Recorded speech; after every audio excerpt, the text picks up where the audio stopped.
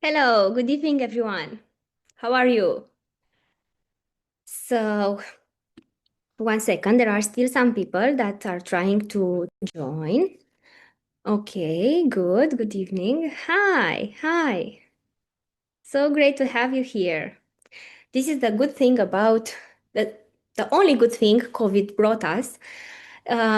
We got used to having more online meetings, and this is how we can be together from all over the world and discuss different clinical cases in order to, because every patient is different, and maybe other colleague had that problem, resolved it, and we can share it together, right?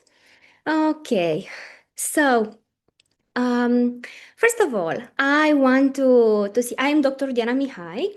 I am a consultant obstetrics gynecologist, and I'm the president of the Romanian Society of Aesthetic Gynecology. Some of you already had been to our events. This year, actually, in November, we'll have our seventh International Congress, all in English, here in Bucharest in November. If you want more detail, we can discuss. You can discuss with our team, where we have workshop on hormonal replacement therapy and regenerative medicine, rejuvenation, longevity. Workshops with the laser, PRP, Botox, hyaluronic acid, AI we have this year, and many more. Okay, but that's enough about me. I'm from Bucharest, Romania.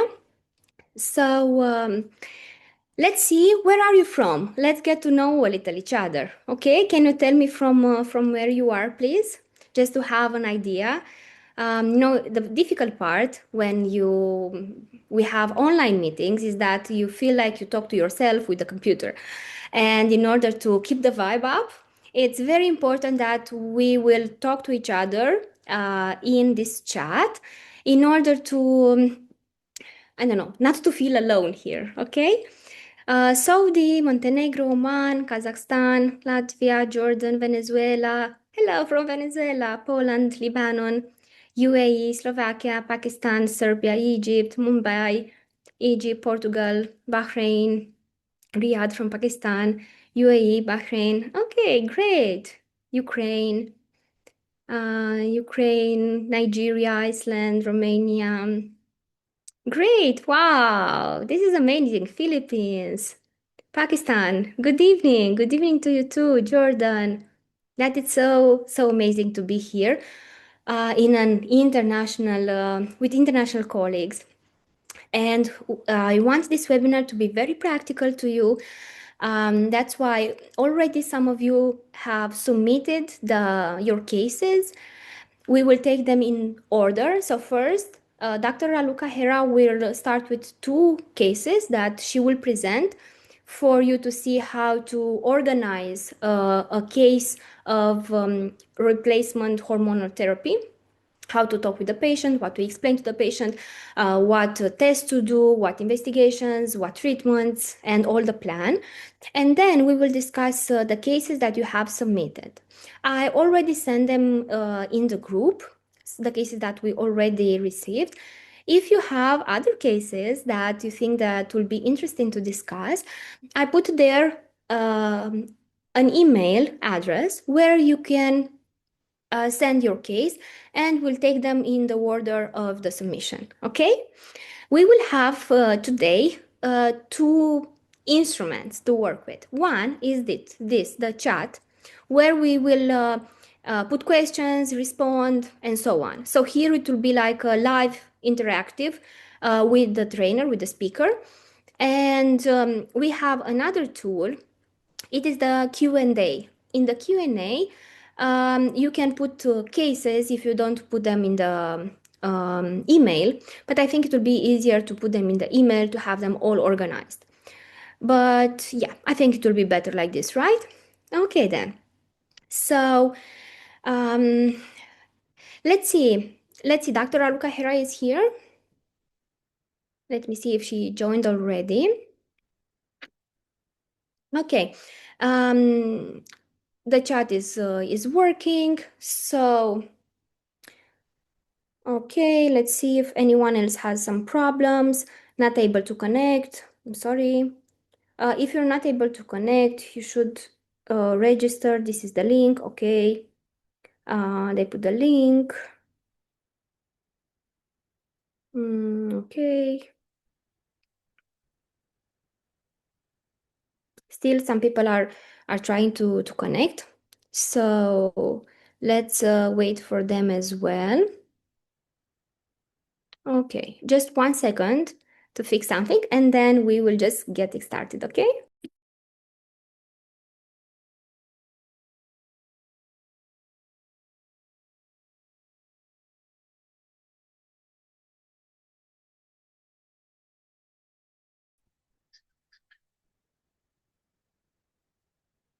Cred că suntem. Păi am intrat, acum am dat join. Sunt. Can you hear me? Yeah, you are live. Okay, hello, dear colleagues. Hello, everybody. Can you hear me? Yes. Okay. So, welcome, everybody. Diana, thank you for the nice introduction. They a lot of participants. Wow. Yes, we have from all over the world. This is the amazing thing about doing live Yes. webinars, and we Mhm. can really learn from each other. Dr. Raluca Hera is the chief of the Committee of Hormonal Therapy of the Romanian Society of Aesthetic Gynecology, and she is a point of reference in Romania, and not only. She has her clinic both in Romania and in Switzerland. And as well, she is a recognized international trainer on hormonal therapy. And not only about longevity, she has so many interesting things about longevity, about the Dutch test, about the peptides, about many things. But today we'll focus only on the hormones, and we'll have another meeting for the other things. Okay. Yes, sure. I would like to share my screen. Can you, it's Yes. disabled One share. Can you second. allow me sharing my screen? Yes, now I think you can. Thank you. I will try again. So yes, now it's working. Well, let's see. So it will be this and share, and then I will just make a slideshow. So can you see my screen now? Yes, it's okay. Everyone, it's okay. You can see, you can hear. Just checking. No voice. I cannot listen. Why no voice? No, I think we can hear. If you have any problem, maybe it's better just to exit and then to re-enter the Zoom. Maybe it's a problem there. Okay, perfect. Yeah, we can see, we can hear. It's good. Thank you. Okay, so can we start? Yes, sure, please. Okay, so it's going to be a very practical webinar, as Diana said. It's going to be a very, very brief presentation of what we are doing in the Aesthetic Romanian Aesthetic Gynecology Society and me in my clinic. And basically, this is a follow-up of the webinar, of the theoretical webinar we have had 2 weeks ago, I think, on HRT fundamentals in women, where we want to emphasize on precision safety and longevity medicine, because as we expand in this field, we are well aware, and you might be also well aware, that HRT is only a small part. It's the nucleus, but it's a small part of the longevity medicine. So we really need to expand, like Diana said, on other segments like supplements, like lifestyle, like peptides recently and in the future. And so we I'm really very passionate and very happy that we can take care in terms of functional medicine and longevity medicine of our patients so well that they really can feel like in their 30s to 40s. And we are doing. Sorry. Just make sure that you unmute yourself, everybody. You might be at the end of the day, like me, at the end of a busy clinic day. So I hope you all had a good day. Anyways, like I said, what I am focusing right now, it is I'm doing that about 10 years now. Only advanced hormone therapies in women and men. And I started actually from pure aesthetic gynecology. I wanted to do only genital age management, but then things expanded. So I'm doing right now complex protocols for women and men. And I am incorporating for women, of course, aesthetic gynecology as well. But I am doing hormone therapies, supplements, lifestyle, cognitive optimization, and overall longevity optimization. So what we are going to do today, I'm going to talk very briefly. I want to present you just 2 clinical cases. There are 2 prototypes of clinical cases. We could go on with a lot of clinical cases like this with prototypes, just to for you to understand how a case like this is judged, how we think of how we manage a case like this, and how we conceive the strategy on these cases. So there are just 2 examples. And after that, I will be very happy to take your questions, especially the cases that you have already submitted. We have prepared them and we will present them to everybody, very interesting cases. And of course, if there are any other questions, you can place them in the chat. The cases we will present after that, you will also see, all of them can see them. And please feel free to comment in the chat, to add additional questions. And as far as the time allows us, we will be more than happy to address each of these questions. So what I would like you to keep in mind when you judge a case, when you consider to do a management strategy for a case, for a clinical case, any case, there are basically 4 main steps to check.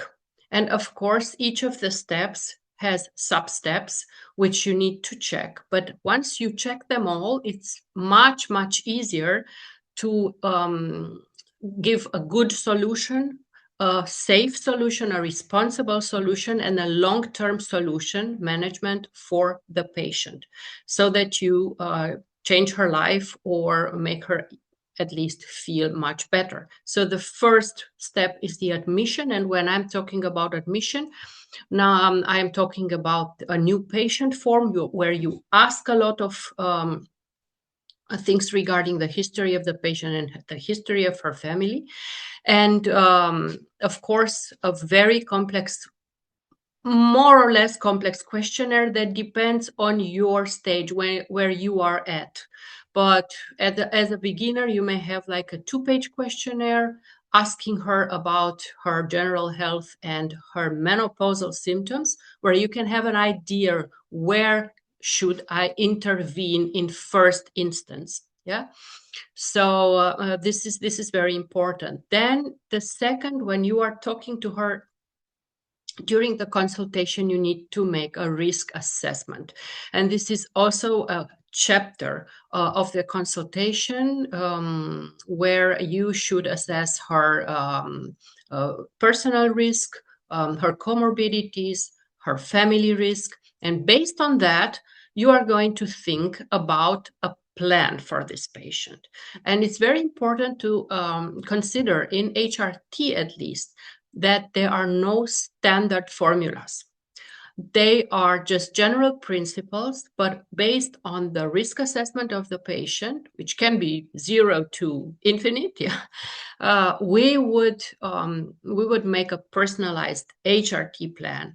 And if possible, some supplements, some basic supplements, which are very important cofactors in the HRT. So whenever we think of giving her HRT, please try to optimize also some basic cofactors, and I'm talking here about magnesium, like omega-3, like vitamin D, like iron, basic things which it's ideal to optimize because they're so important in the functioning of the hormones you are prescribing to the patient.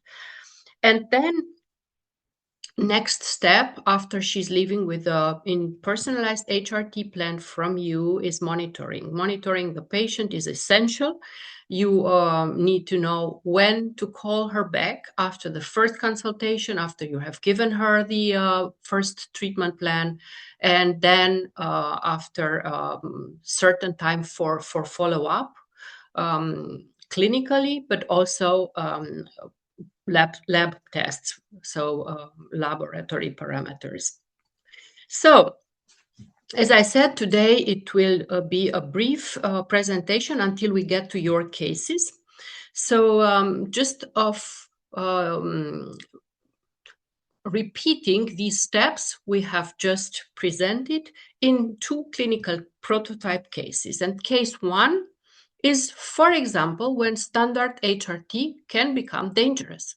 And I will present a female patient in perimenopause who has migraine with aura, we will see in a minute, and she's obese and has also a thromboembolism risk. And the question is, so I'm challenging you to think along with the presentation of the slides and to write down, you can write also in the chat, what would you do step by step to give this patient, to provide this patient with a personalized HRT plan. So this is a female patient, 48 years old. And at presentation, she's already taking combined oral contraceptives. And she's presenting at us with severe hot flashes and poor sleep. She is bleeding irregular, despite of the fact that she's taking oral contraceptives. She's not having regular periods. She's having irregular bleeding. And she's having migraine with aura for a long time.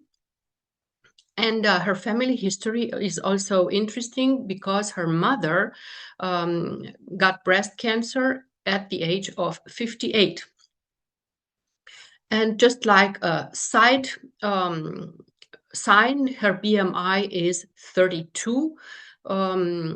Maybe you well know that BMI over 30 is categorized as obesity.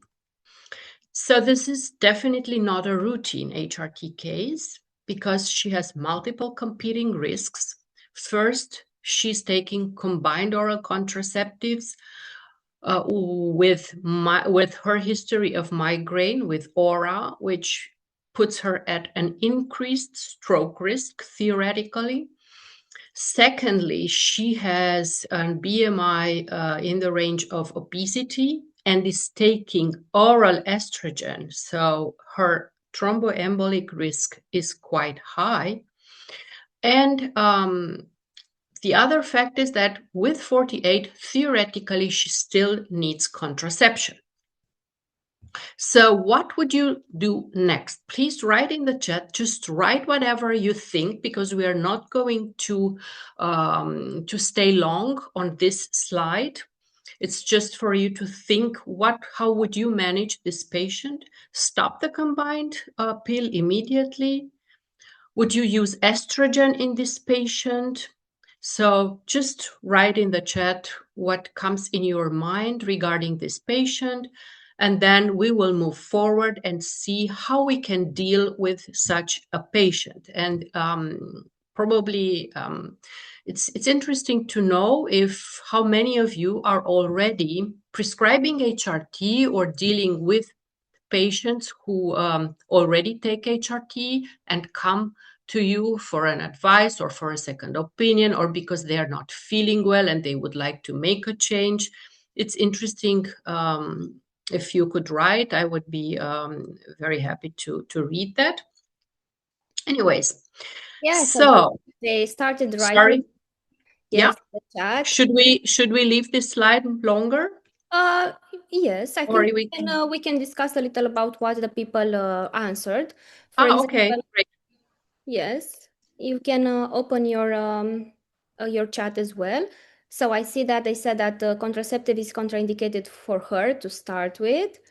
Obesity, Mirena, IUD with estrogen patch. Nice. Mm-hmm. Mirena Yes. is transdermal estrogen. Tibolone is okay for her with lifestyle modify. You want to think Mm. about that? I would not go for Tibolone. Since Tibolone, I would answer in real time, because after that we will forget the questions, because Tibolone is indicated when there are at least 12 months of amenorrhea. Yeah, theoretically 12 to 36 months of amenorrhea. It's just for prevention of osteoporosis. And she wants Okay. contraceptive as well. And she wants contraception, and she has poor sleep and hot flashes. Okay. IUD plus reduce weight. Mm-hmm. Uh, Very nice. So let's move to the key danger of this patient. The biggest mistake is continuing oral estrogen, in my opinion, with this patient. Yes, because she has a high stroke risk with migraine, with aura, and oral estrogen. So this is a take-home message. Avoid as possible. And then she has a high VTE risk with oral estrogen plus obesity. Yeah. So the route, it's not that we wouldn't give her estrogen, but the route of administration, the route of estrogen really is a critical decision in her case. So the management strategy in this patient, step by step, would be, of course, first of all, stopping the combined oral contraceptive, like you said earlier, perfect, and start on transdermal estradiol. And preferred would be to insert IUD, levonorgestrel IUD, yes, a Mirena IUD, because it would ensure contraception as well as endometrial protection. Of course, there are patients who do not like the idea of inserting an IUD, or they would like something more natural, more bioidentical, and then we could give her the alternative, the option of micronized progesterone, but then she would have to use a separate contraception method, because if we give her transdermal estradiol plus micronized progesterone, this would not ensure contraception. Okay. So why this works? Because transdermal estrogen has no hepatic first pass, has a lower VTE risk, and a lower stroke risk. And considering that we insert her the IUD, the levonorgestrel IUD, that provides, as I said, contraception. Sorry for the mistake here. It provides contraception, no problem, and also endometrial protection. So we basically achieve the same efficacy, even better, because we can adjust her transdermal estradiol to that manner that she has a good sleep and no hot flashes anymore, while the vascular risk is smaller, is lower. So the route matters as much as the dose, sometimes even more. Yeah, the route is critical, and then the dose can be adjusted depending on her absorption rate and her symptoms. Oral is not the same as transdermal. They have different risk profiles. Progestogen choice matters as well in her case. For example, bioidentical or the levonorgestrel would have slightly different actions. And like I said in the beginning, the guidelines are just general principles. It's not a one size fits all. So we really have to think every case individually. So individualized HRT is the key when judging a case, so that we can offer the best option to each patient. Standard protocols are, of course, very important. Because we cannot make mistakes. So algorithms are as important, protocols are as important, but each of these we need to personalize to our patient. And now I will go over to another prototype case. So the first case was a quite dangerous HRT, which the patient was taking. And this one is a case where the standard HRT fails. It's a young patient with persistent symptoms and bone loss risk. I will tell you more in the next slide. And of course, again, I would need your help in the chat and your opinion on what you would do with this patient. It's a very young patient, like I said, 32 years old. And at present, she is taking oral estradiol, 1 milligram tablets. But still, she has fatigue and low libido. And she takes estradiol because she was diagnosed with primary ovarian insufficiency at age 29. And we see that she already developed bone loss. Her recent osteodensitometry DEXA scan showed osteopenia with a T-score of minus 1.8. So what would we do with this patient? She is presumably undertreated because this is not menopause where we treat the lowest efficient dose to the patient. This is primary ovarian insufficiency. Yeah, this is completely different from standard menopause. So probably with estradiol 1 milligram, which she's taking estrogen, her estrogen levels are too low, and they already caused bone loss. So just for you as a reminder, the primary ovarian insufficiency is a hormone deficiency, is not aging. So it needs replacement. It doesn't need optimizing or lowest effective dose. It really needs replacement according to the age where the patient is. It's very interesting because I will leave you, while you are writing in the chat, what you would do with this patient. Please write some of your opinions. I would tell you about, speaking of primary ovarian insufficiency, about a patient who came today in my clinic, 48 years old, with primary amenorrhea, meaning that she never had a menarche, a first period. And then at the age of 16, with primary amenorrhea, she was started on oral contraceptives. And she took oral contraceptives until the age of 35, where she was put on cycloprogenova. I don't know if you know this this product, but maybe you will know it. It's estradiol plus a synthetic progestin, a biphasic product. And then she had, like 6 years ago, she had a mammogram where they've seen something like some calcifications, and the endocrinologist who gave her the cycloprogenova told her, you should stop this because it's dangerous for your breast.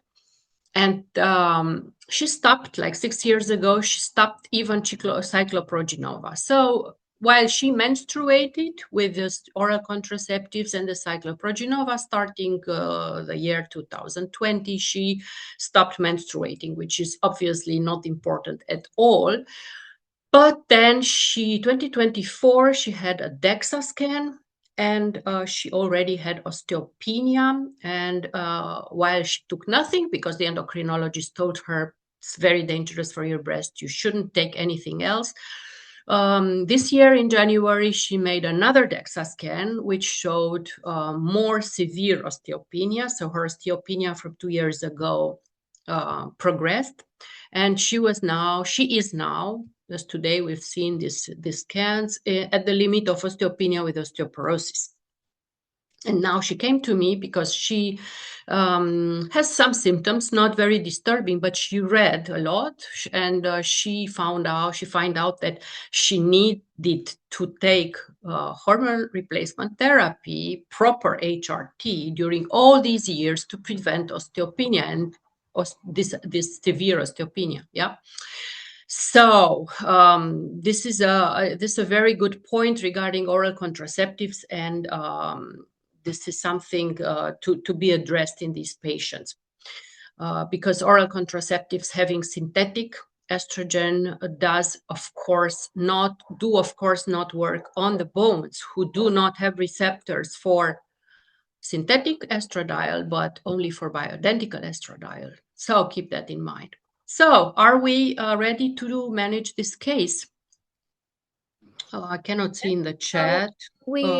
some people said about oral contraceptives, and it's very good that you gave this example about what Mhm, oral contraceptive can do and mhm, what cannot do. And as well, the contraceptive has synthetic progestins. I will share in mhm, the group some studies as well about synthetic versus natural, let's say, micronized progesterone, and how this can affect or not the breast. So like the synthetic might mhm. affect the breast, but the natural progesterone might even help the breast. So, and the transdermal estradiol, because some ask about what is the difference between transdermal estradiol and oral estradiol regarding the risk of the previous patient. And I will share a document about that to see exactly the measurements and the risk, how low it is when you take it transdermal comparative to how big can be in some cases for oral estradiol. Yes, there are a lot of differences. So let's move forward with this case. So basically, the step-by-step approach to this case would be quite simple. Switch her to a transdermal estradiol.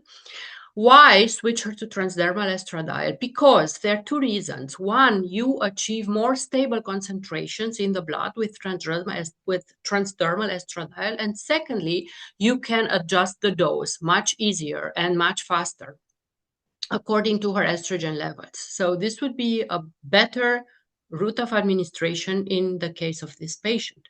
Of course, continuous cyclical progesterone, and so that she can have periods and monitor withdrawal bleeds. Why monitor withdrawal bleeds? Because it can happen because HRT is not contraceptive. And even if she has primary ovarian insufficiency, there are like up to 5% of cases which can achieve a spontaneous pregnancy. So monitor her menstruation, her bleeding, because ovulation can still occur paradoxically. So with each missed bleeding, just do a pregnancy test, just like in parentheses with this case, but you need to counsel her regarding fertility as well. And then we will counsel her regarding bone protection because she already has some osteopenia. So here we speak about estrogens in first place, then calcium and vitamin D, calcium mainly from diet, vitamin D according to her vitamin D serum levels, weight bearing exercise, and then there are other specific exercises which can be recommended for bone protection, including now the weighted vest, which is very protective for osteoporosis and osteopenia. Counsel her to continue HRT until the age of 50 or 51, which is the average age entering menopause, natural menopause. So this way we try to stabilize her osteopenia, even to reverse it if she will do these specific exercises, physical exercises. It is possible, studies show that it is possible even to reverse osteopenia and stabilize at least stabilize her bone density. And this patient had a very good outcome and very rapid Raluca, good if I can outcome. add something. Yes. Some doctors said very good about adding some testosterone gel low dose or DHEA, for example? What do you think? Yes, this is correct, but I didn't want to complicate the case. Testosterone along with estrogen are very helpful. DHEA is less helpful for or less it actions less on bone density, but testosterone it's definitely can improve bone density. But I didn't want to complicate the case because testosterone, first of all, we know all is off label for women. It's not FDA approved. So it's another discussion. And secondly, we need to dose testosterone. We cannot give it by default. But definitely it would be a good option if you know how to administer it. Yes, the doctor said very good to dose to test the testosterone, SHBG, DHEA, estradiol, progesterone, vitamin D, vitamin B12. Yes, of Mhm. course, we always do vitamin B12 and folic acid and homocysteine because it's very good in Mhm. order to see the risk. And the thyroid, of course, we always check the thyroid and it's good to add this. Yeah, usually we Yeah. add in the cream that estrogen estradiol cream, transdermal testosterone as well. Yeah. Yes, this patient I had the opportunity to monitor for a couple of years now. So she's very stable regarding bone density.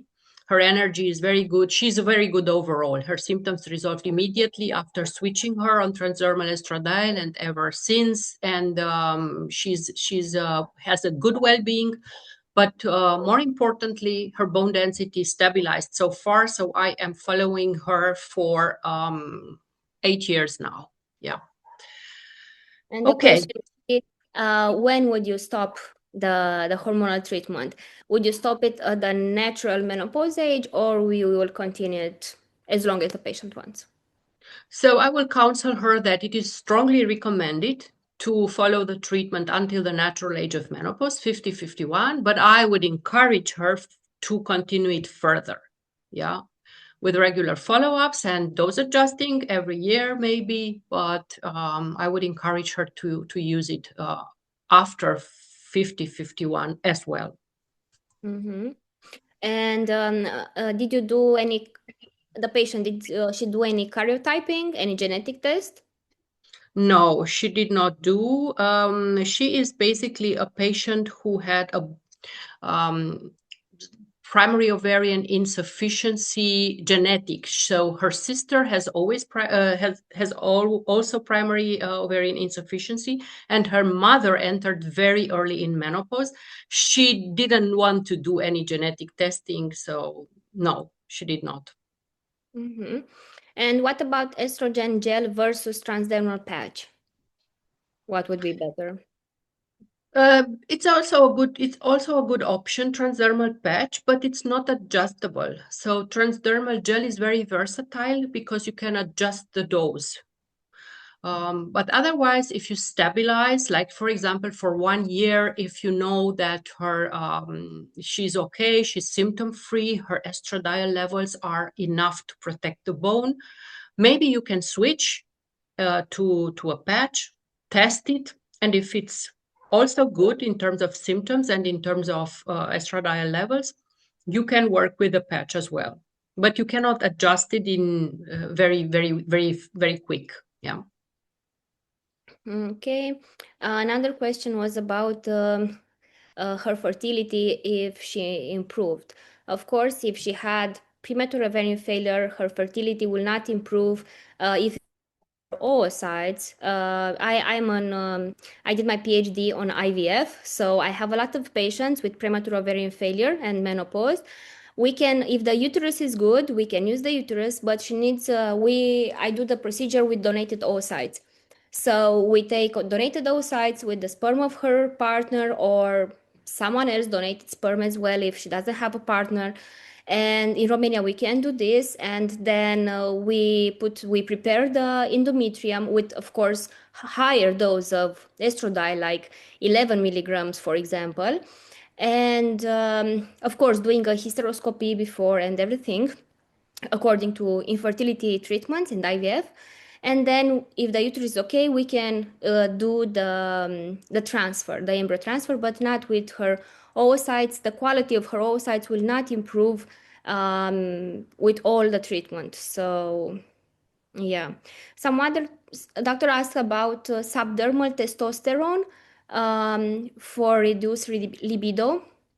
The Subdermal, you mean implants? So implant. implants, pellets are not recommended for women. Of course, you can try, but you need to test first what is the dose she's needing, because once you have inserted the pellet, you cannot remove it. So you risk to obtain supraphysiological doses with a pellet if you insert it up front with no testing and no therapeutic trial for the patient. So I would always do a therapeutic trial with some liposomal gel or cream and see how her levels, how she absorbs, and maybe then after a couple of months switch to a pellet. Okay, another question would be about the dose. So what would be the dose of the estradiol and the dose of progesterone that you use? So in her case, we need to use quite high doses of estradiol. So I would start with 1.5, but due her osteopenia, I would raise it then gradually up to maybe 3 milligrams, depending on her estradiol levels. And I would test her DEXA scan every year to see how she is, so that it is not worsening. But in this age, you can go up to the higher doses of estradiol. About 3 milligrams is said to be effective for reducing or stabilizing osteopenia. Would you use But the BS or only estradiol? Would you combine it with estriol as well or no? No. probably no. Yeah, she doesn't need estriol in first place. If she would have maybe very dry skin or mucosas, I could take into account adding estriol as well. But otherwise, no.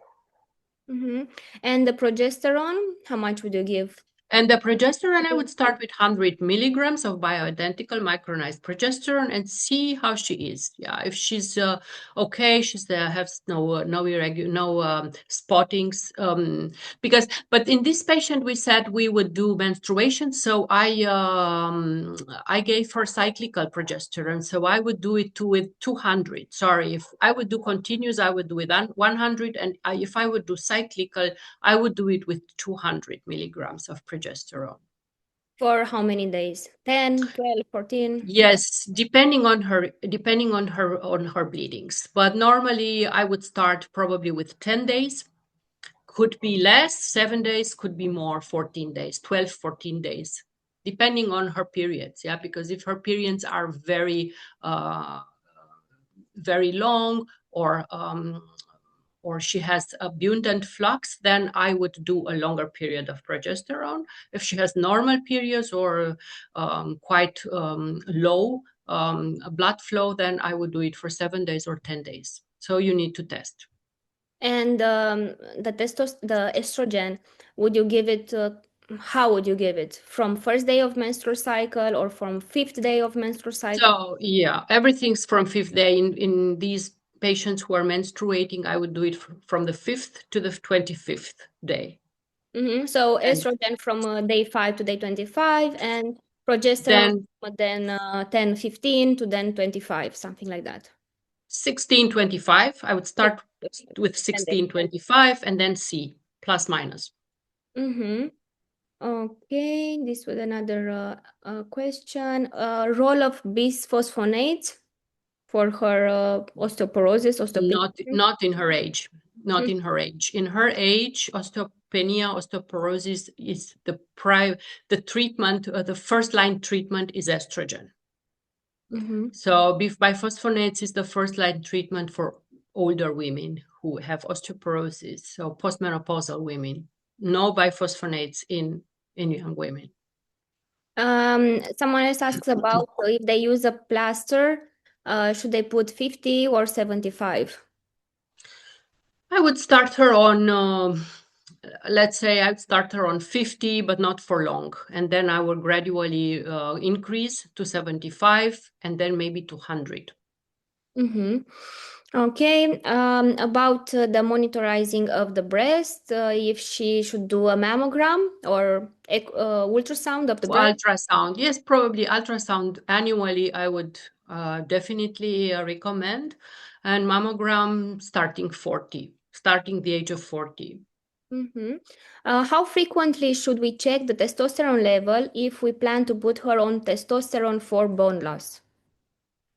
So first dosage, first lab test I would do at 4 to 6 weeks after starting her on testosterone to see how she's responding to what I put there. Is it cream? Is it pellet? I would do a testing at 4 to 6 weeks.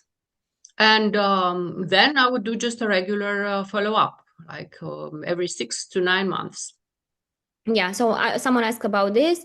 Usually, when you give a treatment to a patient, you see them usually after 1 month or 1 month and a half, 4 to 6 weeks. Then Mhm. after 3 months, then every 6 months, right? Yes, and of course, you are not treating the lab values, you are treating the symptoms. So symptoms of the patient are really very relevant. Yeah, if she's worried about something or you see that there are symptoms that are not matching the dose you have administered, then of course you are doing a testing maybe earlier. Yeah, but otherwise, if she's fine, you don't need to do testing so often.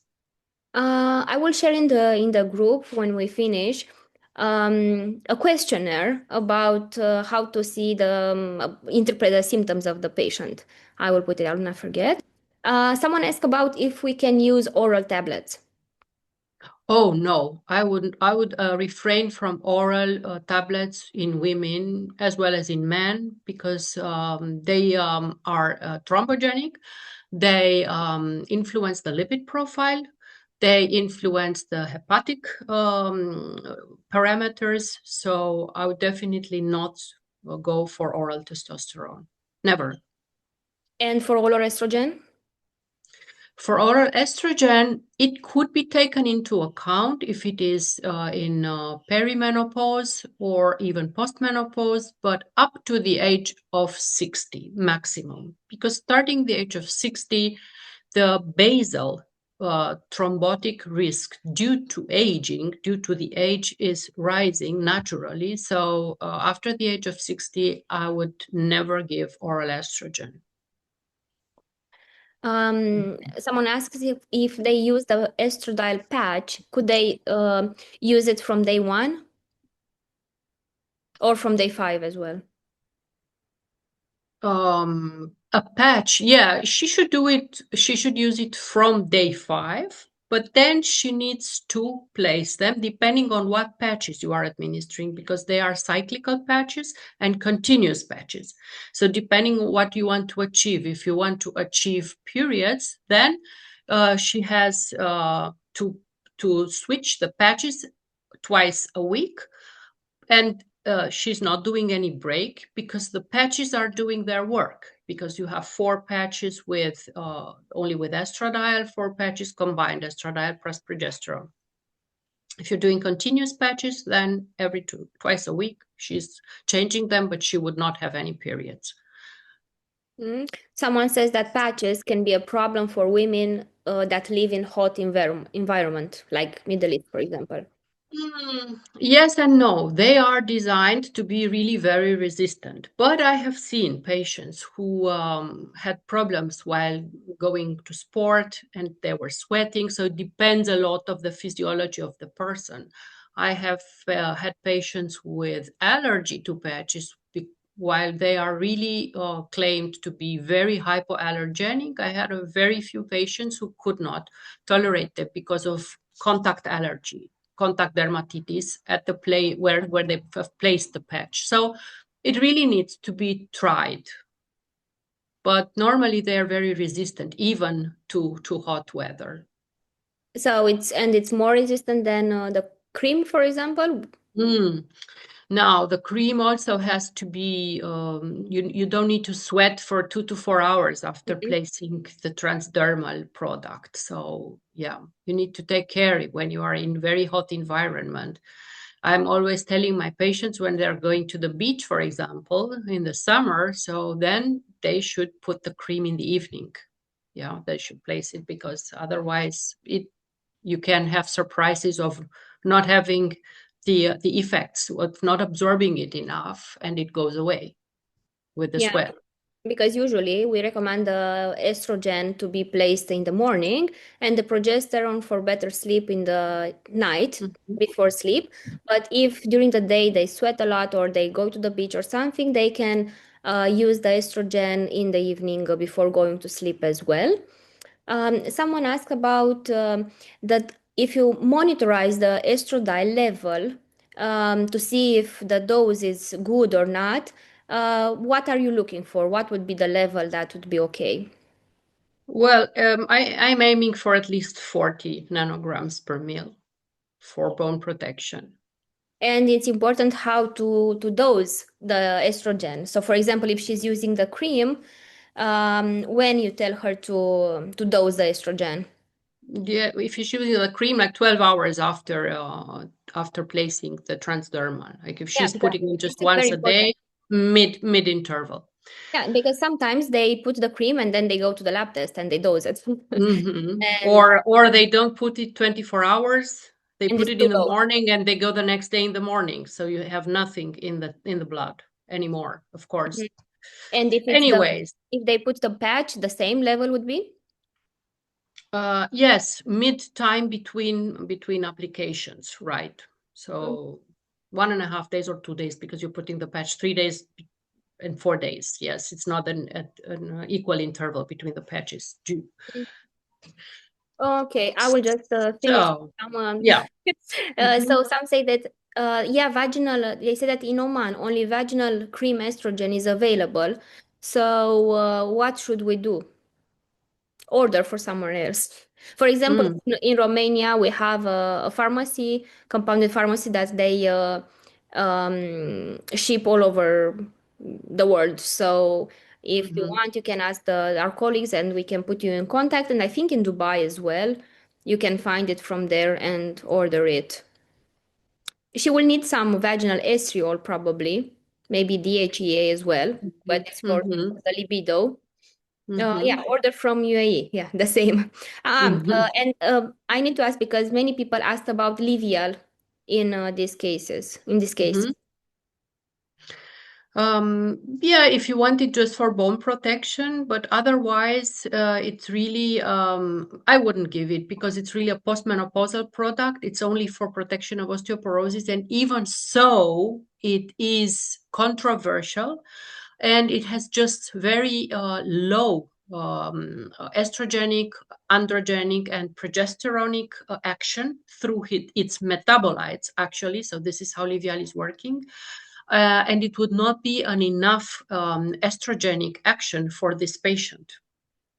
hmm. And what about the HEA? Do you use them? What are the risks? Mm. DHA just on dosing. If she needs in for a certain amount of time, I would do with DHA, but normally DHA is produced by the adrenal glands, and in her age, it should be actually enough. It starts to decline like around after 40. I would maybe give her, but only after dosing DHA, and then for a limited time, because DHA has you cannot predict, is unpredictable in terms of conversion to estrogen and testosterone. So basically, it's not a very controlled therapy long term. So if she needs it, of course, she could benefit from it for a certain time interval. Yeah, usually I give it for infertility before starting the IVF to improve the quality of the oocytes, or Mhm. I give it vaginal for like intrarosa or other kind of things for libido and to improve this, or for energy, DHA oral tablets for like feeling better when they have like a very low period of time, but for 1 month, 2 months, something like that. Okay. Yeah. It is indeed a very anabolic hormone, a pro hormone, yeah. So yeah, it could do a lot well. but you also need to be careful not to overdose it, because then it's giving really secondary adverse effects which are not very pleasant. But anyways, what I wanted you to take away from this case is that primary variant insufficiency needs really physiologic replacement. Yes, and this is why we go straight with estradiol and progesterone to replace her lack of hormones. So not minimal dosing, not lowest efficient dose like in menopause. Yeah. So this is why many clinicians really underdose these patients or give them oral contraceptives, which are not effective on bones. And that leads to symptoms or symptom persistence and, like in this patient, osteopenia. Okay, so of course, when we prescribe HRT, safety comes first. So according to the algorithm I gave you in the beginning, you need to also take into account contraindications for the patient along with a risk assessment, to take into account possible adverse reactions and explain her all these reactions which can occur. And normally when you give a correct HRT, a proper HRT for the patient, so these secondary reactions should be not longer than 3 to maximum 6 months, and they should resume spontaneously by their own. So basically, if you have serious adverse reactions or prolonged adverse reactions, you know that your prescription is not quite right. There's something you need to do about it to adjust it. Monitoring is essential, and not last but not least, shared decision making and documentation and information. Shared decision making means talking to the patient, telling her about all the options, and helping her to choose the best decision according, of course, to her finally her preferences. Yeah, because you well know there are patients who are scared of hormones, who don't want, even if you tell them about all studies and all safety and all good outcomes that HRT can have, they don't want them. And on the other hand, there are patients who want HRT but are not qualifying for HRT. So you can deal with a lot of types of patients. And documentation and information is very, very important. Write everything down. You are talking to the patient, let her sign informed consents if you prescribe her HRT, give her all recommendations in written, give her instructions on how to apply the product, on how to draw the blood, for example, like Diana said before, when to go to blood drawing. Give her everything in written, because patients are very forgettable.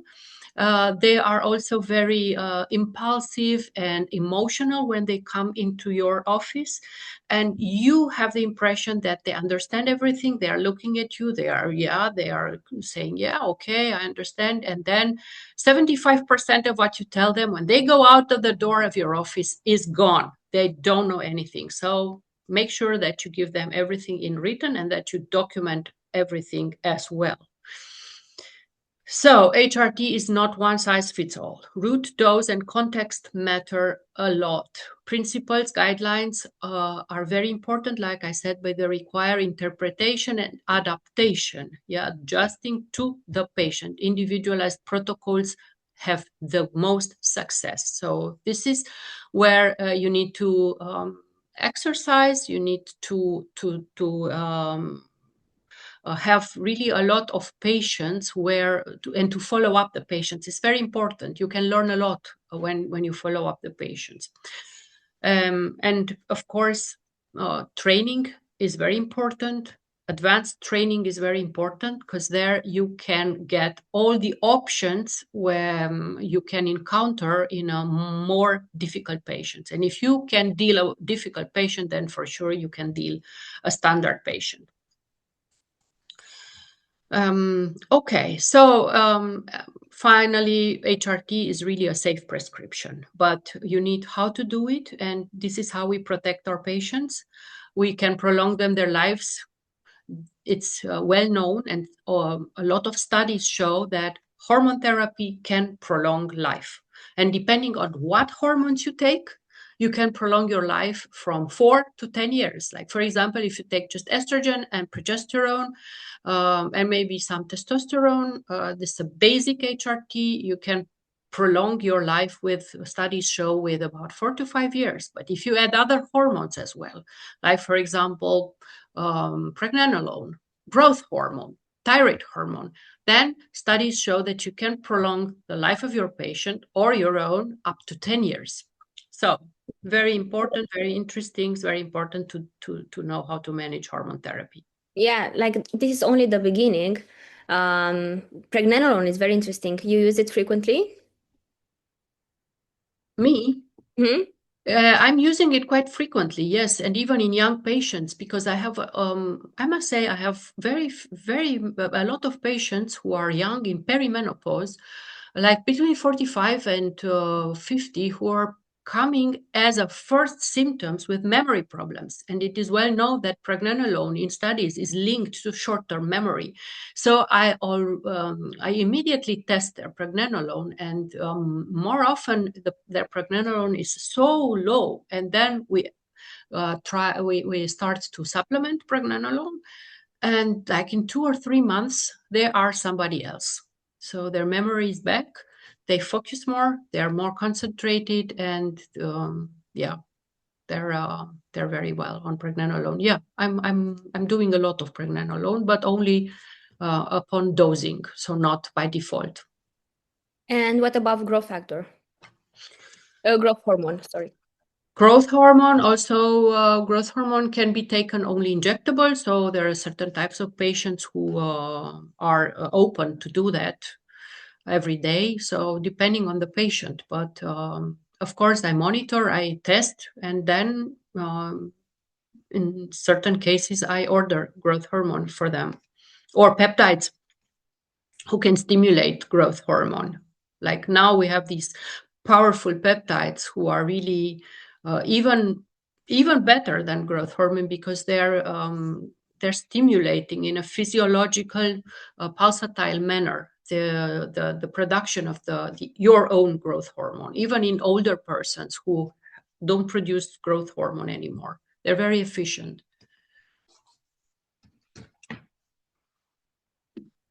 So, Diana, shall we? Yeah, I will prepare now the clinical cases. Um, Until I do, I want to, some other doctors have already submitted the clinical cases, and we wanted to tell you 2 minutes about a course that we're organizing until I put together all the cases. And then we have more questions, of course. And about this course, you will see a very interesting thing. It's it's a mentorship program. It's not a course. So for 6 months, this program will be, and this will be a part for beginners and then for advanced. And then Dr. Hera will have the mentorship program that is for 5 months, meaning that each month you will meet on Zoom and discuss your own cases. You will start the hormones and then the treatments, and then you will adjust with Dr. Raluca Hera. And because all these doses and about pregnenolone and about the testosterone and about all the things that we discussed now, it's you need to accord it to the patient.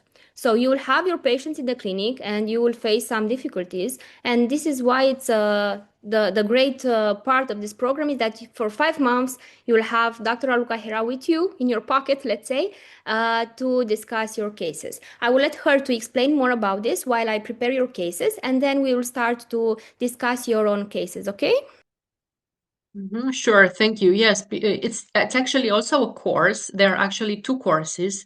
The one is for beginners for 2 days, and then we have the advanced HRT course for another 2 days in another time interval. And they will be only on female hormone replacement therapy. But as a foundation of longevity medicine, meaning that we will touch also points from the longevity protocols. So basically, it's a really structured educational program for doctors, starting with the ABC of HRT for those who don't prescribe yet, or who have started to prescribe but are unsure, or are working with just a couple of products because they don't know how to use the others. So this is for whom the course for beginners is. And we will really in 2 days, we will really go deep down into the ABC of HRT, but the practical ABC. So it will be a very basically summary of a theoretical part about hormones and their benefits and their actions and their symptoms of deficiencies and excess, because you need to know that when consulting a patient. But the main part will be practical, like how are we prescribing, what are we prescribing, clinical cases for each module, and live quizzes for which module. That you in the end, and of course a certification test in the end, and this course for beginners is not going to be difficult at all. So it will be something you will really learn in order to being able to practice. The day you are finishing the course, the next day you will be able to write. We will exercise writing prescriptions. So at each module, you will have paper and pen, and you will need to write a prescription, like how am I going to prescribe this patient? And so at the end of the course, you will be able to give estradiol and progesterone, at least these two products, to a patient in safety. You will know the route of administration for the patient, because we will study in detail the differences between several routes of administration. You will know when to prescribe estradiol and when to prescribe estriol, for example, when to prescribe micronized progesterone and when to insert an IUD, and so on. So it's really I think a very good practical course to start with, and to being able the next day to write a prescription and to be more confident. So the feedback of the participants at this course is first of all their confidence. They were aware of what to prescribe, but they were not confident. Am I doing this well? Is this dose fine? Is this product, is this route of administration fine? When should I call her back? What shall I do as lab tests before, like an evaluation before prescribing, and so on. And I think, I don't know how the curriculum is in the country where you are, but normally this course can be not only for OBGYNs, this course can be also for endocrinologists, for GPs as well. I encourage GPs to, especially in certain countries where family medicine is so developed, and it's really a network, yes, where you need to access this network first of all. You don't have access to a specialist so easy. So I encourage GPs to learn how to prescribe also, or at least to know about HRT in order to encourage patients to go to a specialist to receive HRT, especially in certain conditions. Because I see so many patients, for example, in premature menopause, who are coming to me like after a couple of years, where after diagnosing their menopause, their premature menopause, and they have no treatment because their family doctor or even their gynecologist told them, that's it. Now you're entering menopause. You did enter a little bit earlier, so you suffer a little bit more, but you need to deal with it. But it's not like this, because studies show that you need to strongly recommend, of course, HRT in premature menopause, but they are not recommended, and the patients don't know what is right. So this is why I encourage also GPs to at least know when to strongly recommend for health purposes HRT. It's very important. And then all doctors who are starting to practice hormonal HRT, yes, In the United States, for example, you probably know that there are not only doctors who can prescribe HRT. There are also nurse practitioners who can prescribe HRT, peptide supplements, and so on. It's not the case in Europe. I don't know in Middle East how it is. Maybe you can write this down. I'm very curious to learn about how the health network is structured there. But nevertheless, women in menopause, perimenopause, premature menopause are everywhere, and they are really seeking help because the most of them are really suffering a lot. And like I said, this course, I'm talking now mainly on about the beginner's course, a 2 days course in where we will learn about the clinical algorithms, interpretation of lab tests. You will get materials with, like you asked me earlier, what is the level of estradiol, which I am aiming for controlling, for monitoring the therapy. And this is what you will get for all hormones. What means deficit of this hormone? What is the optimal level of this hormone? What is the excess of this hormone? Because hormones in excess, when they're overdosed, can do as much harm as hormones which are underdosed, of course. And then dosing strategies, how to start, how to gradually increase, or the other way around, how to decrease, and so on. The monitoring techniques, what you need to do at each follow-up, clinically and lab-wise, lab work-wise. Safety frameworks, which means for the patient as well as for us, with all documentation, with informed consent, with questionnaire.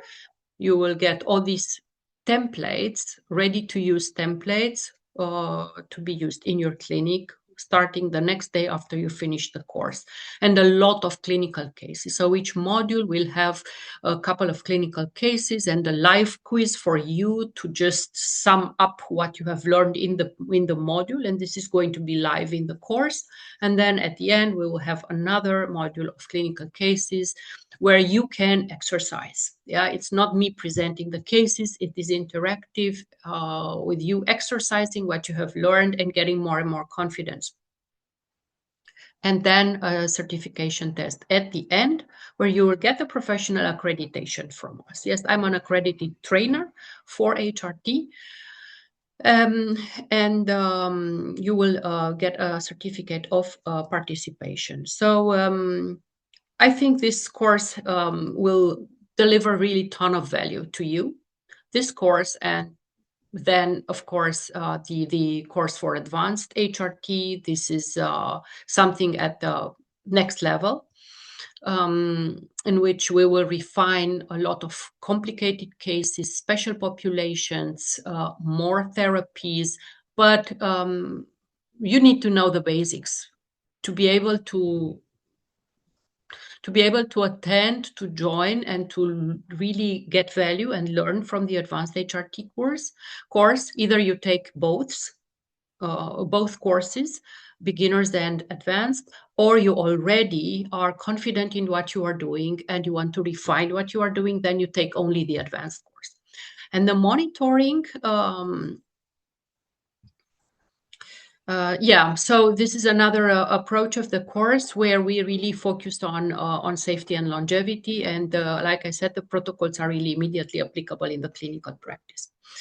And we learn the principles, we learn the guidelines, we learn the protocols, but we learn how to think about HRT in each case. And I think this is to dissect each case on levels and finalize with a personalized treatment plan.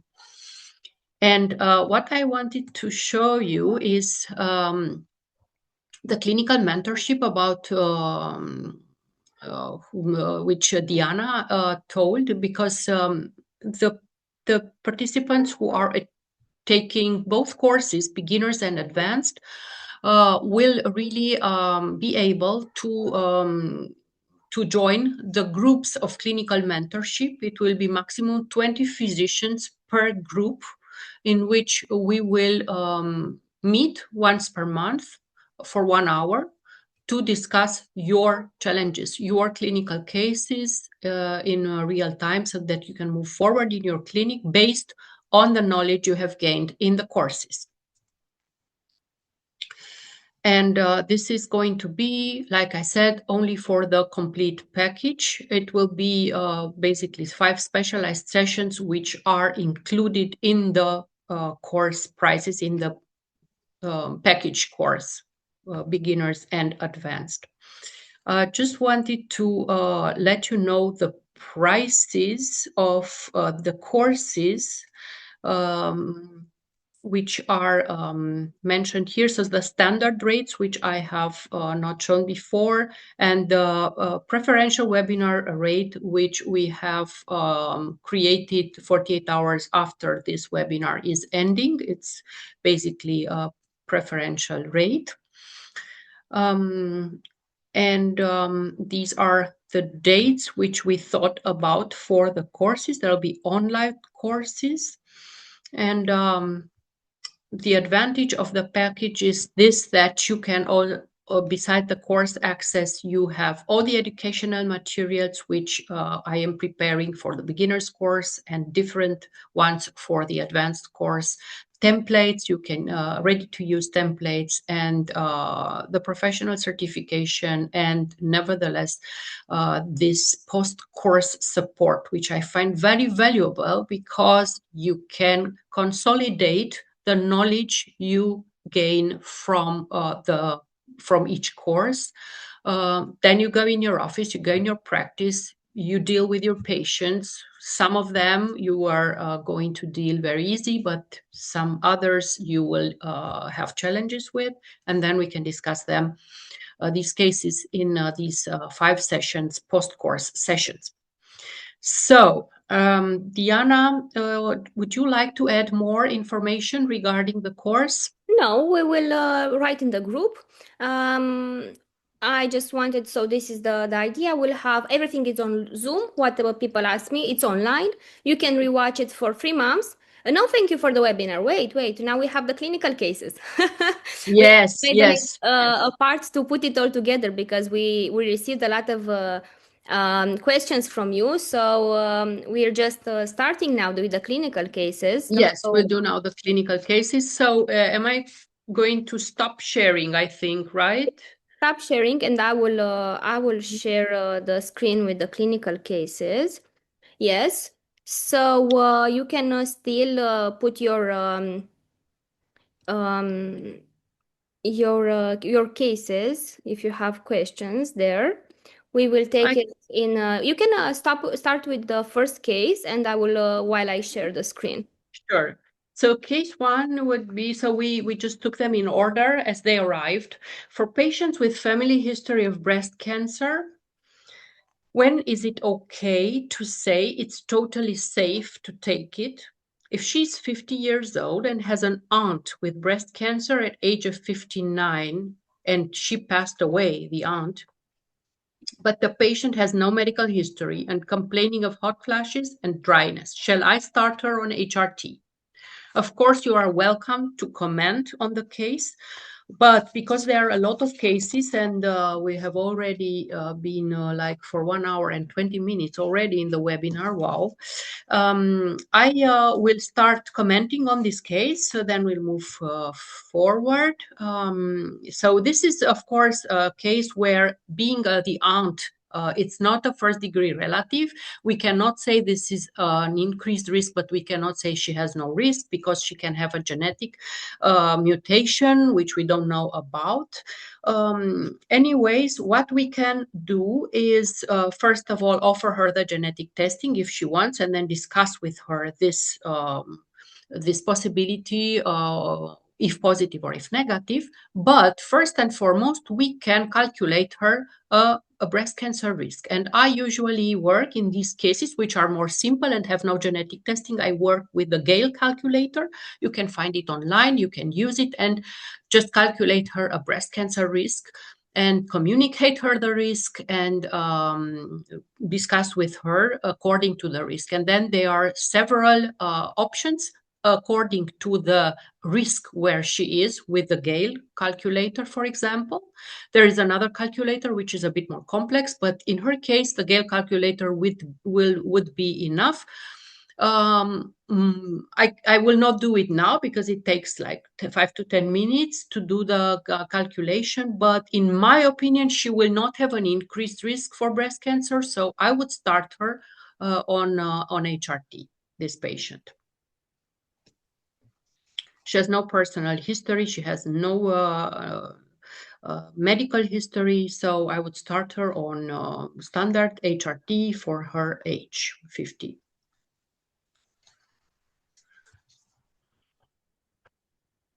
Oh, I need to change this, right? So then we have case 2. Yes. Is it, I think it was pretty clear. Yeah, so by the way, here are only a part of the case in the the Word document that I sent to you in the group as well and to Raluca. There are more details there than in the presentation. This is like a part of the question. You can see it in the group. Raluca, you So have them. yes, we have now case 2, right? Yes, yes.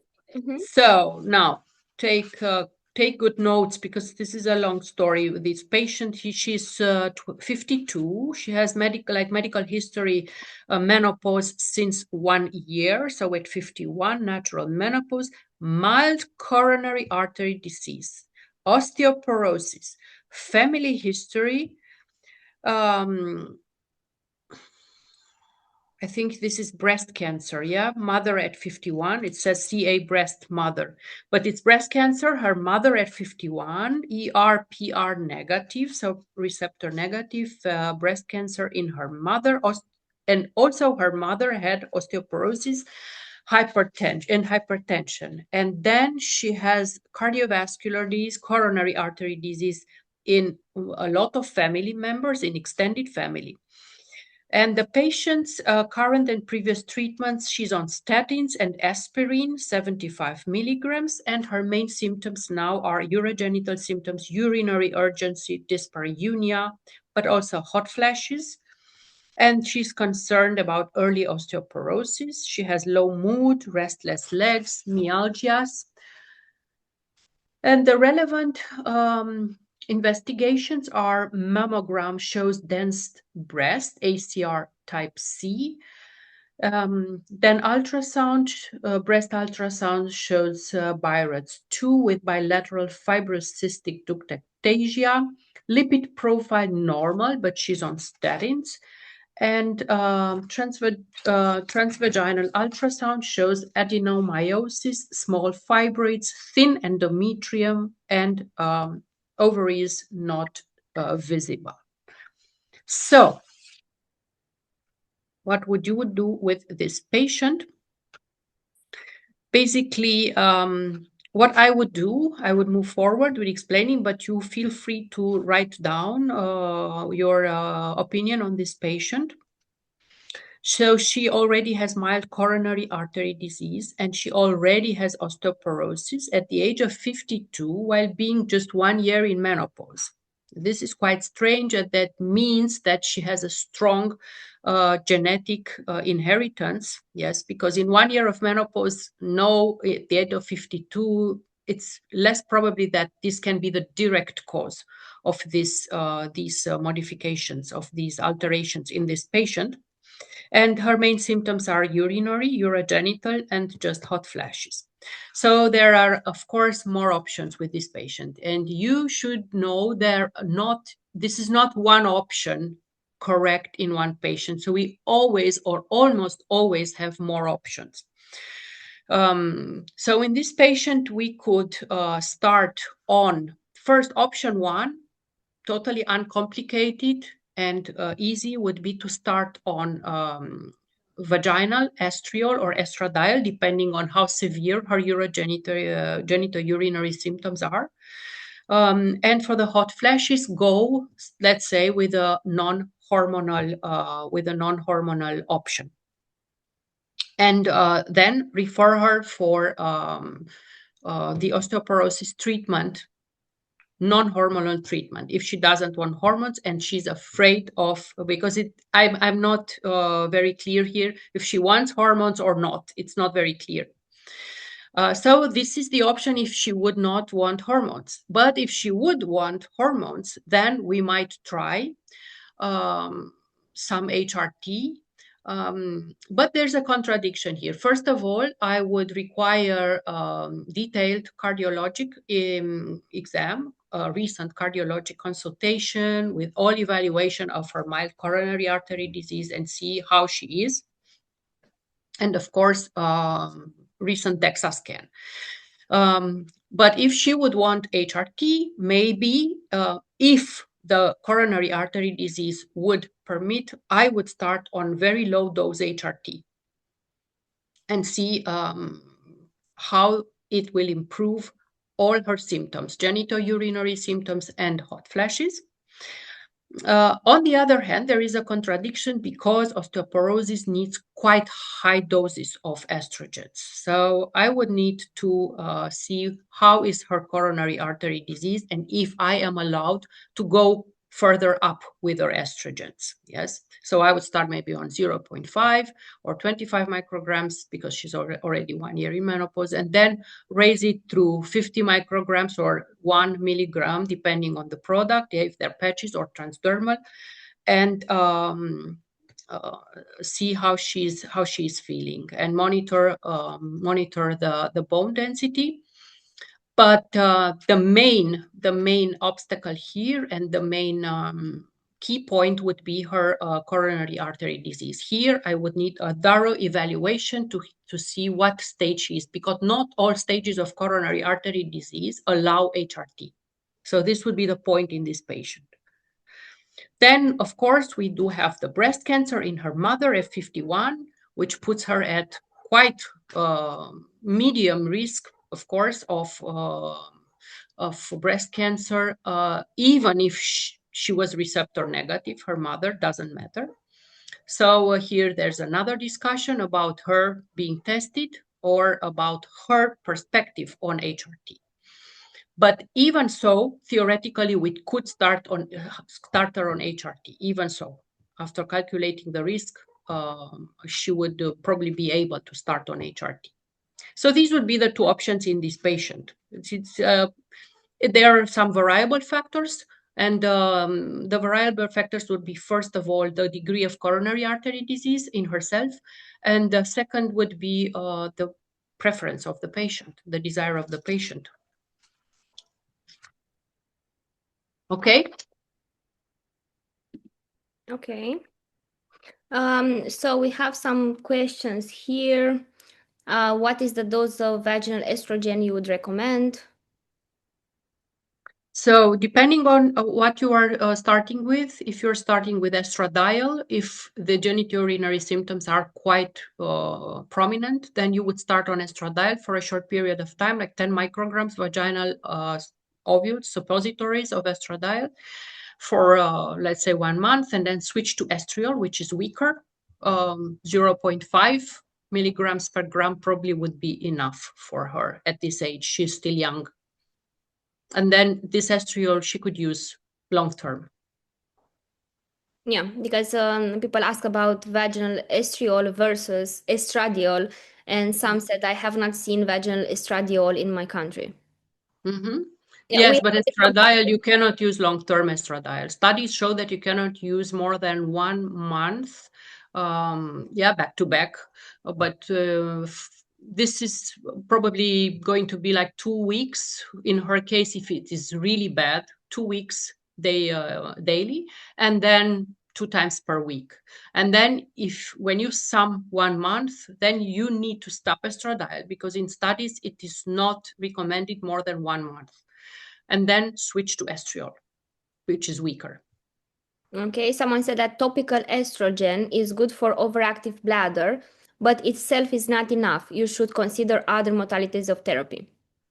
Yeah, Yes, you have the laser. if now we dissect each symptom, of course, we can do procedures in the clinic. Yes, of course, we can do laser therapy, we can do regenerative therapies, we can do electromagnetic field therapies for the perineal, for the detrusor here, for the bladder muscle. Of course, they are combined, but this is not Our necessarily the main symptom.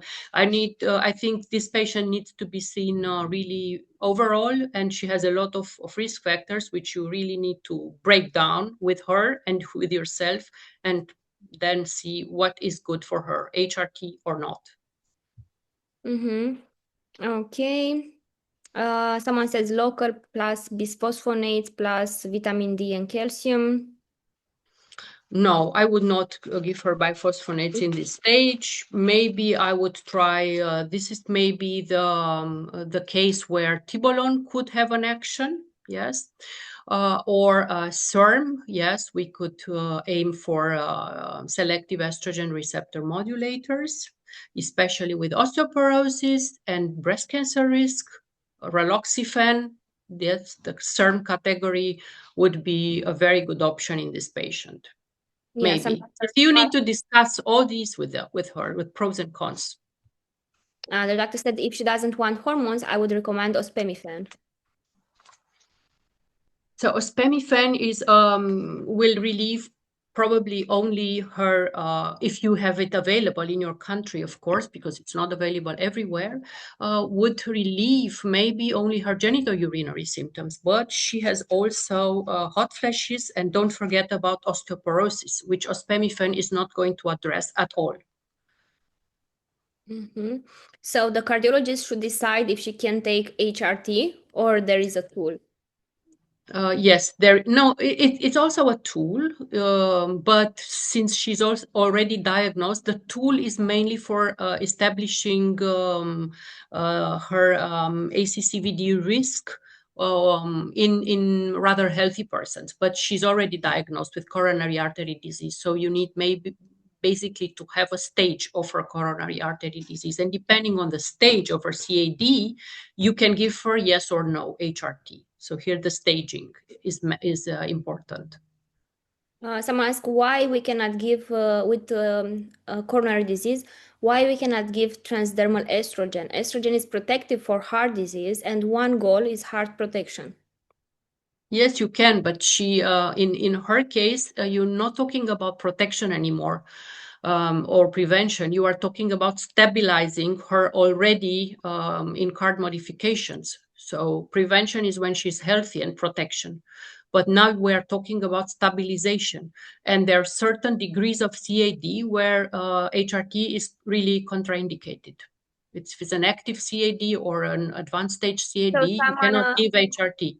the doctor said that the CAD is mild, or only 20% blocks on CT angiogram. Yes, then of course you need to counsel with to collaborate with a cardiologist, and yeah, make a board, yes, like a medical board with him, and theoretically you could start on HRT if the patient would be willing to do that.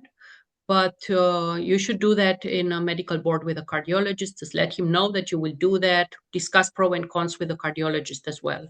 So don't do it on your own in these cases. So when would be coronary disease a contraindication? There are certain stages. This is to be discussed in the course, because It's a long discussion, yeah. yes, it's a long discussion, and you need to know the stages, and they're exactly the parameters where you have mild risk, intermediate risk, and high risk. Okay, just one comment. The professor says that laser is not a treatment for overactive bladder. Be more scientific. Laser can help in atrophic vaginitis, but solely to treat overactive bladder. Sorry, it's not I am a gynecologist as well, so it's not our discussion now about the overactive bladder. Of course, there are certain investigation that we can do for overactive bladder. There are medical treatment, therapy treatment, and so on, but we didn't want to enhance on this subject. Now we have some courses and webinars on urogynecological problems too.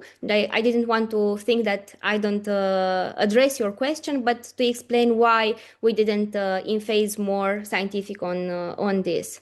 Okay. Yes, Could be because she the also wrong had some information. other symptoms. That's why I mentioned laser. She also had dyspareunia, urogenital symptoms. Yeah, probably she So has genitourinary syndrome of menopause. So probably usually she has a degree of atrophy as well. when using Yes. GSM, if the overactive bladder is caused by the GSM, it will improve. If it's caused by something else, then it will not improve, and it's another discussion. But it could be, yeah, depending on the diagnosis of the cause of it. Yeah, thank you for that. Okay, so this case. Let's move to case 3, patients age 26, medical history, ovulation and fertility after endometriosis. I'm not sure what that means, ovulation and fertility after endometriosis, treatment by laparoscopy. Okay. Family history, none, current and previous treatments, none, symptoms, nothing after laparoscopy. So what would be the question in this case regarding HRT? Because I don't see the point here. She has endometriosis, which was operated by laparoscopy, and now she has no Probably if she can, symptoms and no treatments, and she's 26. So probably if this is she can, probably a fertility case, not an HRT case, I think. yeah, maybe Let's probably if move she to could, case. if she could use HRT in case of problems, or if she has a contraindication on HRT. But why would she use HRT with 26? If she has premature ovarian failure after endometriosis surgery, I'm thinking. Uh-huh. Okay. Oh, Yeah, when endometriosis, it's not a contraindication for yeah, it HRT. is. This would be the answer. Right. It's just endometriosis. It's just refinement for HRT. So you need to really refine HRT in endometriosis because it could be problematic at some doses, estradiol doses. So you really need to fix the estradiol dose. So at the lowest dose, efficient dose, which would probably be problematic in a patient 26 with POI. But, and on the other hand, you need to adjust the progesterone. So you can give HRT, but it's really a matter of really finding the best doses and hormone in terms of progestogen for endometriosis. Yeah, so Sometimes it's not working with micronized natural progesterone. yeah, so discussion here is if she wants to preserve her fertility, then she should use treatment like Visane or contraceptive or something that is actually helping the endometriosis until she wants pregnancy. If she doesn't want this now, she can use, it's a discussion to use natural progesterone and not synthetic progestins in order to help, because we know that endometriosis many times it's a disease where we have excess estrogen and too little, it's an excess of estrogen disease like fibroids as well. So we need to improve the progesterone, and then we can help her with her symptoms and everything if she wants now to have a pregnancy, for example. If not, she should have a treatment special for endometriosis until she wants a pregnancy. Of course, I would recommend her to do egg freezing before. Do egg freezing because we don't know how the AMH will decrease. So do egg freezing, then put her on a treatment with no menstruation. Even if you gave her contraceptives, give her with no period. Okay, so continuously until she wants a pregnancy. This would be, and after this, when she menopause or something, yeah, she can have treatment. Okay. Okay, case 4. We have a lot of cases. I see we have 16 cases.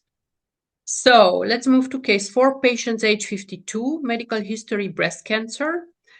Doesn't say since when she was treated with breast cancer, how many years. Anyways, family history irrelevant, current and previous treatments, lubricants, 4 symptoms, severe atrophic vaginitis. Relevant laboratory results, FSH 40 and estradiol 20. So definitely menopausal values, and she's a patient age 52, treated. I suppose she's treated for has been treated for breast cancer. We don't know for how many years. which is important, and her main symptom is atrophic vaginitis, which needs obviously to be treated. So I suppose the question is how to treat the vaginitis she has.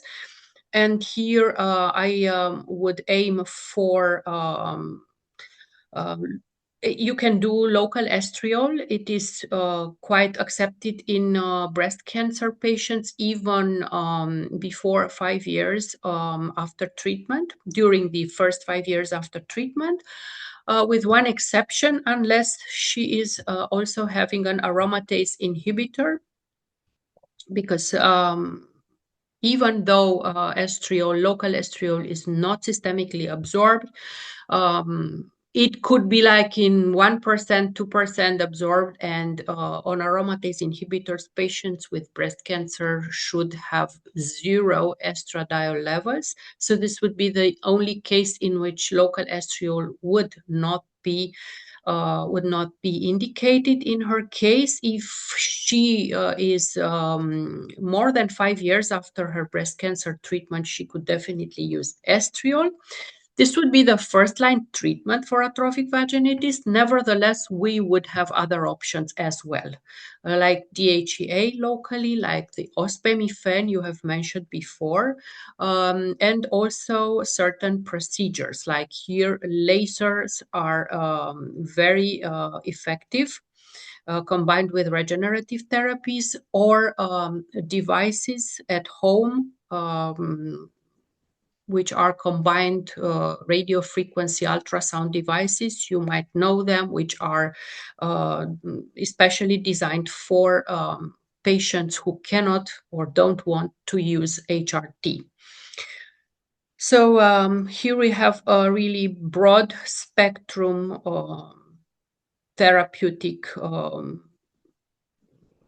availability for this patient, depending on what adjuvant therapy she's taking, how long she is after her breast cancer treatment, and her preferences as well. So I think here would be a discussion if breast cancer history is a absolute contraindication for HRT. So breast cancer is a formal contraindication for HRT during the first 5 years after treatment, speaking of systemic HRT. But speaking of local HRT, this is now agreed that it can be used. Like I said before, even during first 5 years after treatment, with the only exception of the adjuvant treatment of aromatase inhibitor when it cannot be used. So if she's taking letrozole, Anastrozole, yes. letrozole, she can Aromatase inhibitors, she should have zero just like estradiol zero levels. estrogen. Yes. And so how many times per week should we use the estrogen cream, estradiol and estriol? During the first phase, it could be used daily for 2 weeks until the symptoms resolve and she's not suffering anymore. And then maybe 2 times a week, even 3 times a week, estriol. I'm meaning estriol. I'm not talking about estradiol here. It's not probably, it's just estriol I'm talking about in this case. It's a Yeah, weaker estrogen. and by the way, so in the course, we'll have an entire chapter on endometriosis patients and in cancer survivor patients, like to see exactly, and you will be surprised in how many cancer survivor patients it's not contraindicating, absolute contraindication HRT. Of course, there are some types of cancer patients that cannot use, but after the 5 years, many of the treatments for cancer survivors includes even HRT. So, but it's a longer discussion. So, depending on the age, on the type of the cancer, on the method of how it was treated, like only surgery or did other things, and then we can have a discussion about that. But it's a longer discussion, and on endometriosis the same, because it depends on, it's not contraindicated for endometriosis patients, but the idea is for what you want to take it and what are the expectation of the patient. So ER positive, estrogen receptors positive on tamoxifen can use vaginal estrogen cream. Yes, they can use if they're on tamoxifen. Yes, it's allowed. Yeah. Estriol, not estradiol. Yes. Yes, estriol. Right. Mm-hmm. Okay. Yeah, and how you said about the laser, for example, it's in many countries, it's even free for cancer survivors, for breast cancer survivors. You can do the laser, the CO2 laser treatment, or at the frequency, or depending on the country, and the patient will not, it will be covered by insurance if they have GSM due to breast cancer. So this is an important thing to discuss as well. Okay. Okay. Did you move to the next case?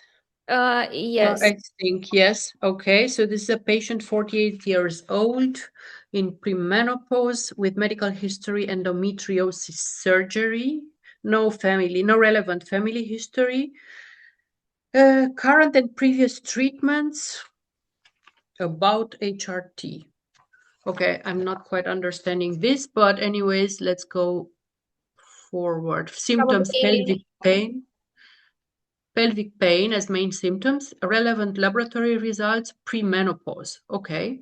So I assume he wants, or she, the colleague, wants to know if HRT would be advisable in this patient with endometriosis surgery and pelvic pain.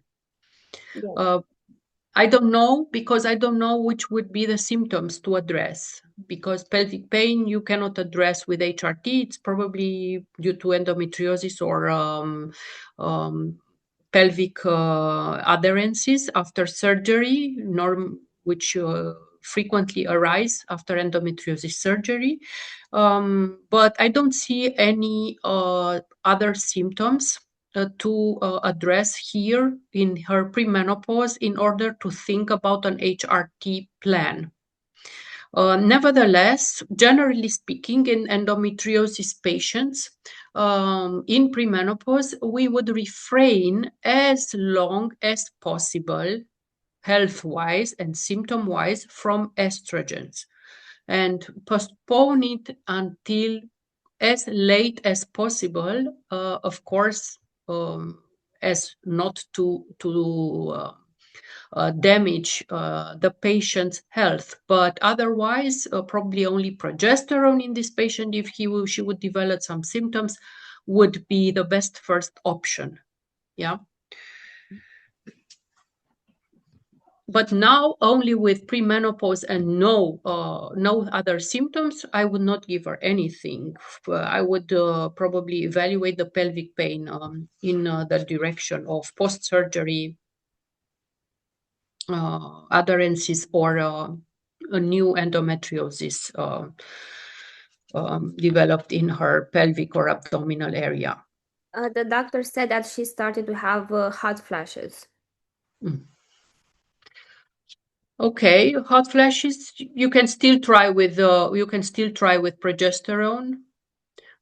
Because hot flashes a lot of times overlap. Estrogen deficiency as well as progesterone deficiency can cause hot flashes, so you can try with progesterone. This would probably benefit maybe also her endometriotic state.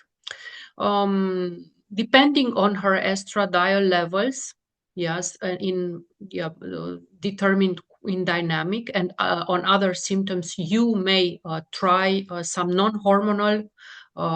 If she's not relieved by progesterone, you may try some other non-hormonal products only for the hot flashes for the time being.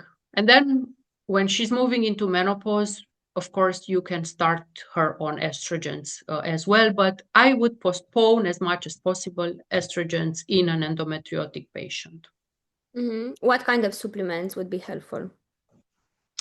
I'm not talking about supplements here. I'm talking about the non-hormonal alternatives for hot flashes. Yes, like nowadays we have the fezolinetant or the venlafaxine, which are aiming the hot flashes only. So they're not supplements. They basically are drugs. Like chimichifuga, someone asked. Chimichifuga can be tried. Normally, these products are to be tried because they are efficient only in 50 upon the studies only in 50% of the patients. So it's not predictable, but she may try for a Is short period of time. She may try. and someone asked about black cocoa. Yeah, black cohosh is also a supplement which you can try. Just like I said, it's also in this direction with as chimichifuga, efficient in 50% of the patients. So she may do like 3 months trial and see Yeah, and evening if primer they are works efficient. also. And they ask how to give progesterone 100 continuous or Yes, I would go for 100 repeated. continuous in an endometriotic patient. I would definitely go for Always. continuous. Try 100. Yes. Mm-hmm. I can use, in case of uterine fibroids, we can use HRT. Yeah, it would be like kind of the same like for endometriosis. More progesterone, less estrogen until she really needs that. Is pelvic congestion syndrome a contraindication for HRT? No, definitely not. But you need to rule out the pelvic congestion is normally not a menopausal state. It's basically a state of premenopause or perimenopause where you have an imbalance between estrogens and progesterone. This imbalance is causing the pelvic congestion. It's a sign of imbalance, so it should not be for long. You should balance the hormones, and then she would get rid of the pelvic congestion. Mm-hmm. It's a sign of excess estrogen normally, the pelvic congestion. Yeah, someone asked about if she should put a Mirena or she should use micronized progesterone cyclical or continuous. Continuous, we said. Yeah, Yeah, Mirena is also an option. yeah, but the Mirena will help only the uterus, only Yes, the yes, uterus, and that's all. When you give her oral progesterone micronized, it will help her for all the things like breast, mind, sleep, and everything. Okay, we can go to the next one. Next one, patient age 58, medical history osteoporosis, had total hysterectomy. Okay, no family history, current and previous treatments, calcium plus vitamin D. Symptoms, back pain due to osteoporosis, maybe. Yeah, this is a case where I don't know since when she's in menopause or when she had her hysterectomy, or did she has a hysterectomy with salpingo-oophorectomy. It's hard to tell, but if she would be, let's say theoretically, if she would be in menopause, naturally menopause or hysterectomy about the age of 50, I have no idea what to say in this case because I don't know how long she's in menopause, or if the hysterectomy was alone or with oophorectomy is quite a bit incomplete this case. Well, maybe he would do I would go to the next case and then maybe come back if If the the doctor colleague is here. could Mhm. maybe tell us more details because definitely the management is different due to her age. So now we have a patient age 46, medical history, asthmatic, perimenopausal for 4 years, 2 C-sections, a little bit overweight, normal blood tests, thrombophilia tests are done right now. Okay, currently on Mounjaro for 2 years. Family history, mother with a lot of cardiac problems, bradycardia, and other rhythm disease, varicose veins, grandmother, dad with subit cardiorespiratory arrest. Current and previous treatments, nothing. Still menstruating, 2 days now, regular for 6 months. Okay, period lasts 2 days. Okay. Symptoms, sometimes hot flashes in the feet. Relaxant, relevant laboratory results, nothing. Okay, so we do have a perimenopausal patient, 46 years old, suffering from asthma. And she's perimenopausal for 4 years. I don't know exactly what is, probably she had irregular cycles, and now for 6 months she has again regular cycles. This is my impression that the perimenopause has been affirmed. And she's overweight, taking Mounjaro. Thrombophilia tests are done right now. So up to now, she didn't know about any thrombophilia, and she's on Mounjaro to lose some weight. Very good. And then mother, a lot of cardiac problems. Would be very interesting to know what age did the cardiac problems in her mother start. This is important as a risk factor, because in these cases, we can calculate as for the patient an ASCVD risk. Yes, an atherosclerotic cardiovascular disease risk based on her history, based on her lab tests, and see if she has a risk for cardiovascular disease as well. But right now, with all the data we do have here, she's perimenopausal. She has more or less regular periods. She's a bit overweight and taking Mounjaro. She has asthma, and she sometimes had hot flashes in the foot, in the feet, which is not specifically for hot flashes in perimenopause necessarily. Maybe it can be caused by other problems in context with her asthma, in context maybe with her thyroid. And probably the question is if to place her on any HRT, or what would be the question here? I'm not quite Yes, sure that would be the if question. If it's she could be a candidate for HRT. Mhm. In my opinion, definitely now, or more probably not. She would not be a candidate for HRT in this age. Maybe only progesterone. To get her a bit of more regular periods of relaxation in terms of mood, in terms of sleep. I would not take these hot flashes in the feet as perimenopausal hot flashes or menopausal hot flashes. So maybe discuss with her some progesterone, but also depending on her laboratory results. Because now the colleague is mentioning here relevant laboratory results, nothing. So this is quite important because, normal doesn't mean optimal. For example, it's important in which phase of the cycle these laboratory results or the hormone values have been taken. But anyways, you should see if progesterone and estrogen during the same phase of the cycle are balanced, and see if you need to balance them and balance them accordingly. She probably doesn't need estrogen in this phase. She probably does need at most some progesterone in this phase.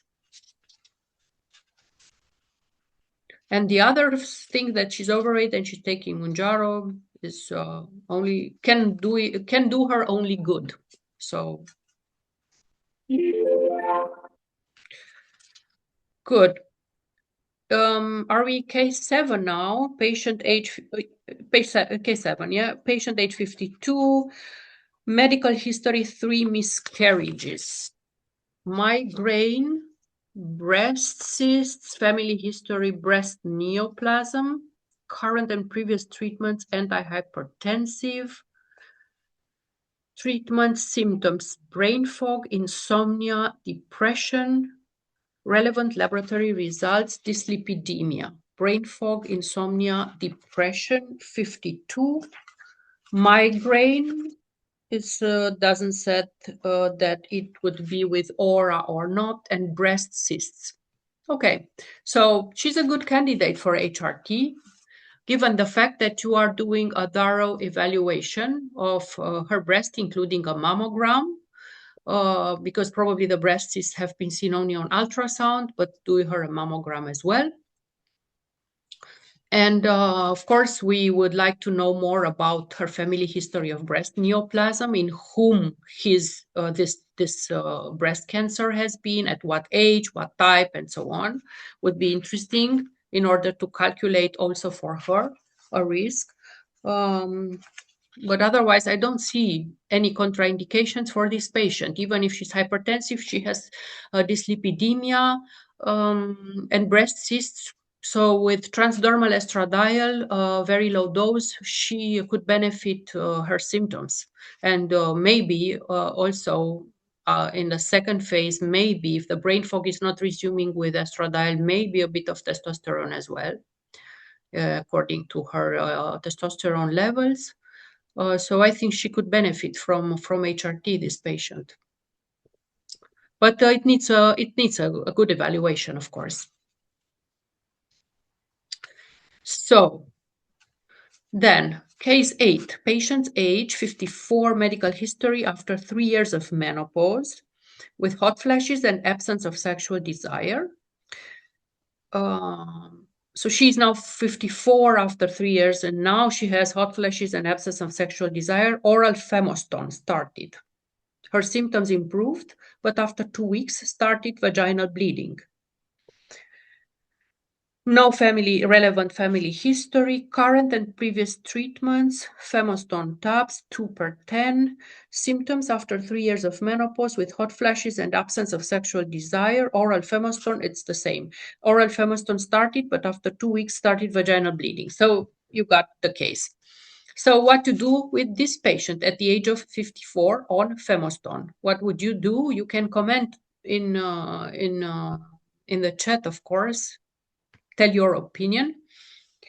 What would you do with her?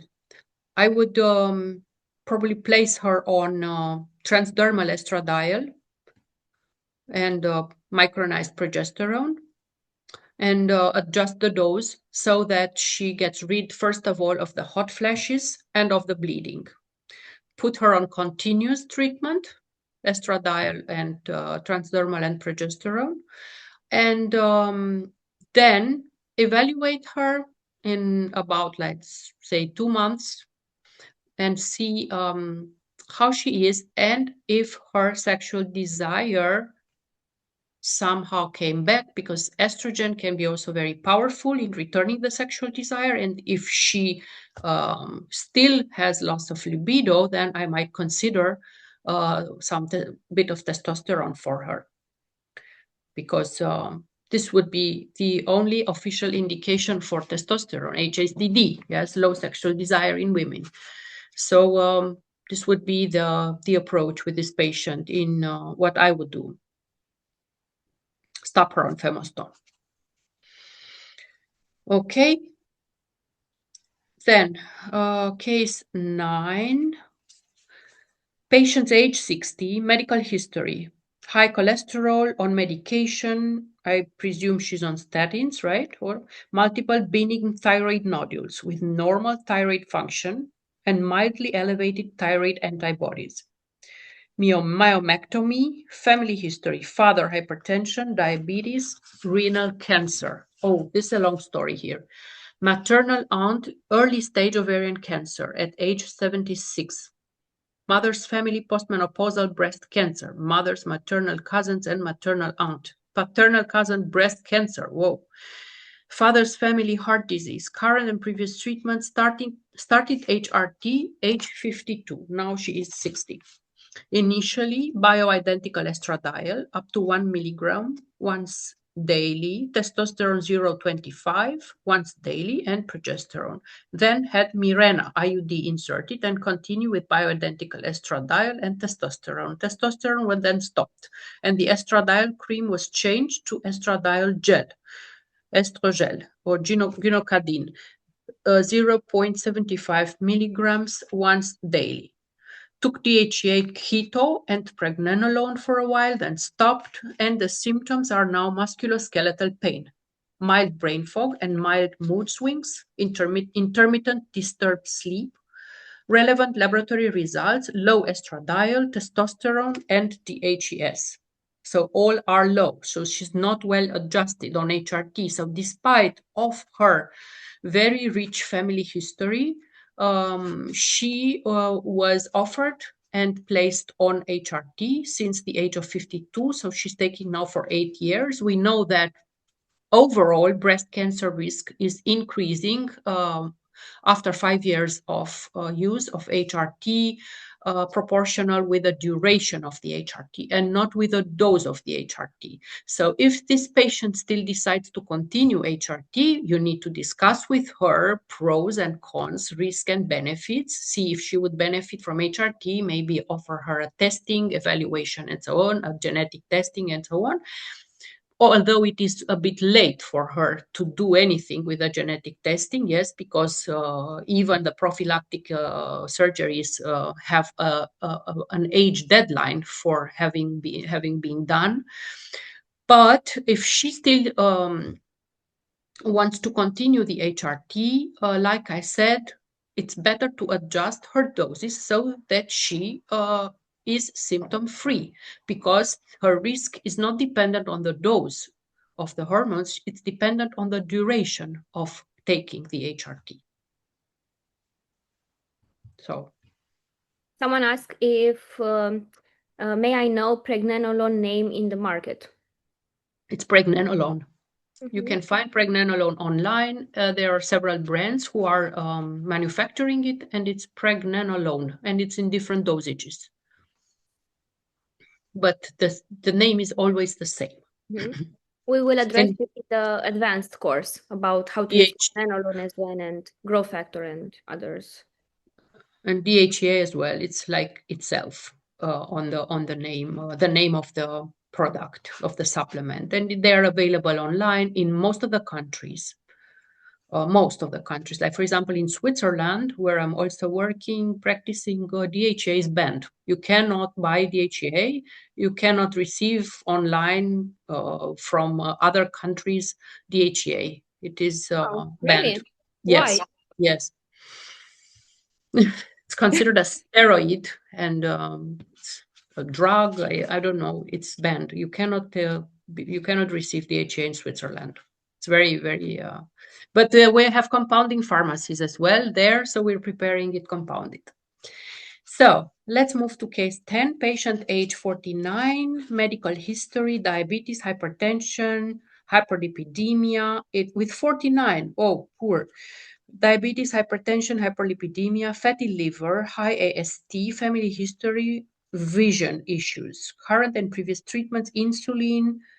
It's a type 1 diabetes, probably diet, amlodipine, atacant for all her comorbidity symptoms. Last period 6 months ago, hot flashes, insomnia, bloating, weight gain, headaches, typical menopausal image of symptomatology, relevant laboratory results, FSH 49, LH 51, prolactin 17, estradiol 25, so she's borderline, progesterone 0.24, so very low, HbA1c 9.2, oh my God, on ultrasound, endometrial thickness 4.4, ovaries partially seen. Okay. So this is a case where HRT would definitely benefit this patient because it will improve her metabolic syndromes as well. But first and foremost, she needs to be adjusted in terms of diabetes. She's decompensated, in my opinion. She needs to be evaluated in terms of diabetes, in terms of diabetic complications, and to adjust her HbA1c at least to arrive to 6, let's say 6, 6.5, at most 7, if it's not possible, lower.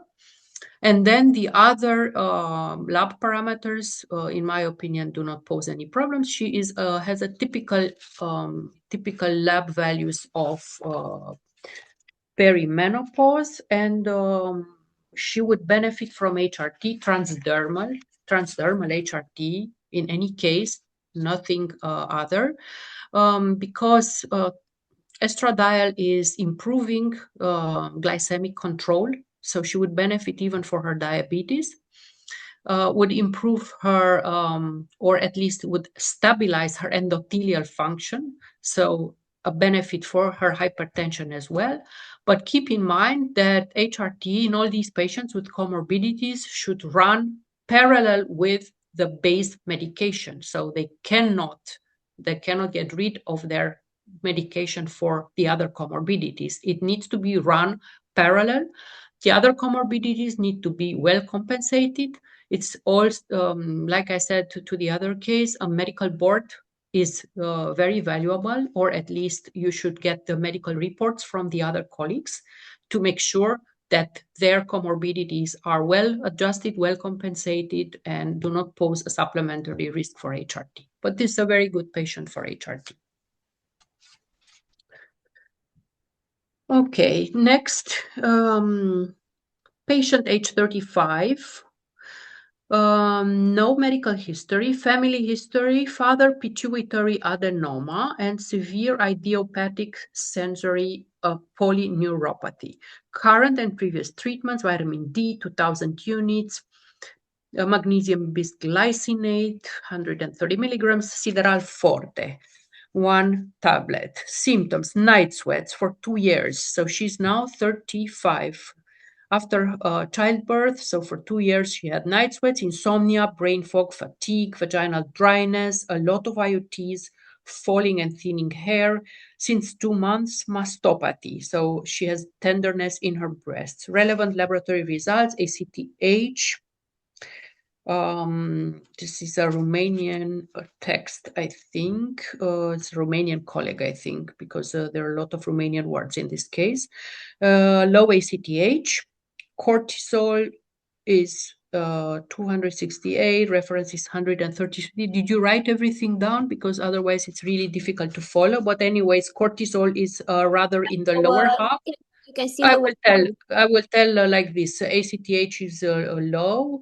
Cortisol is in the lower half. The HES is also low. Testosterone low. Prolactin is normal, and the tests, the hormone dosages tests were made in the second day of the menstrual cycle with FSH8, LH6. Estradiol 137, which is in the lower half of the reference interval. Ferritin is 48, TSH is 3.14. That what I was thinking about that. And ultrasound, thyroid ultrasound, normal parameters. IGF 177. It's quite low for 35s. And here I need to translate because the text is in Romanian. She did stimulation, ACTH stimulation test, which excludes hypophyseal insufficiency, corticotrope hypophyseal insufficiency, and then she has androstenedione, blood glucose and HOMA index and insulin in normal limits, which I don't know what means normal limits because I am not working with normal limits. I am working with optimal limits. So I always look at the references exactly. Because ferritin, if you look at ferritin, for example, this 48 ferritin is quite normal. Its references are between 13 and 150, but for me, this is a very low ferritin. So even if it is in under normal limits for the laboratory, for me, it's very low. So I need to correct it. The same with her TSH. It's 3.14, which you probably know that the most labs do give a upper value of about 4.2, 4.5. So this could be also a normal TSH in normal limits, but for me, it is a very high TSH, needs to be corrected. And so on. So IGF-1 also 177 looks in normal limits, but for me it is a low IGF-1. It's not optimal. So I'm talking now, it's very important to see the lab values, not in terms of normal lab values, but in terms of health values. And health values are always in a narrower range, in the normal range than the normal upper and lower limit. So, and then all the others we can see. So basically, this is a case where she is 35 and she has a lot of symptoms.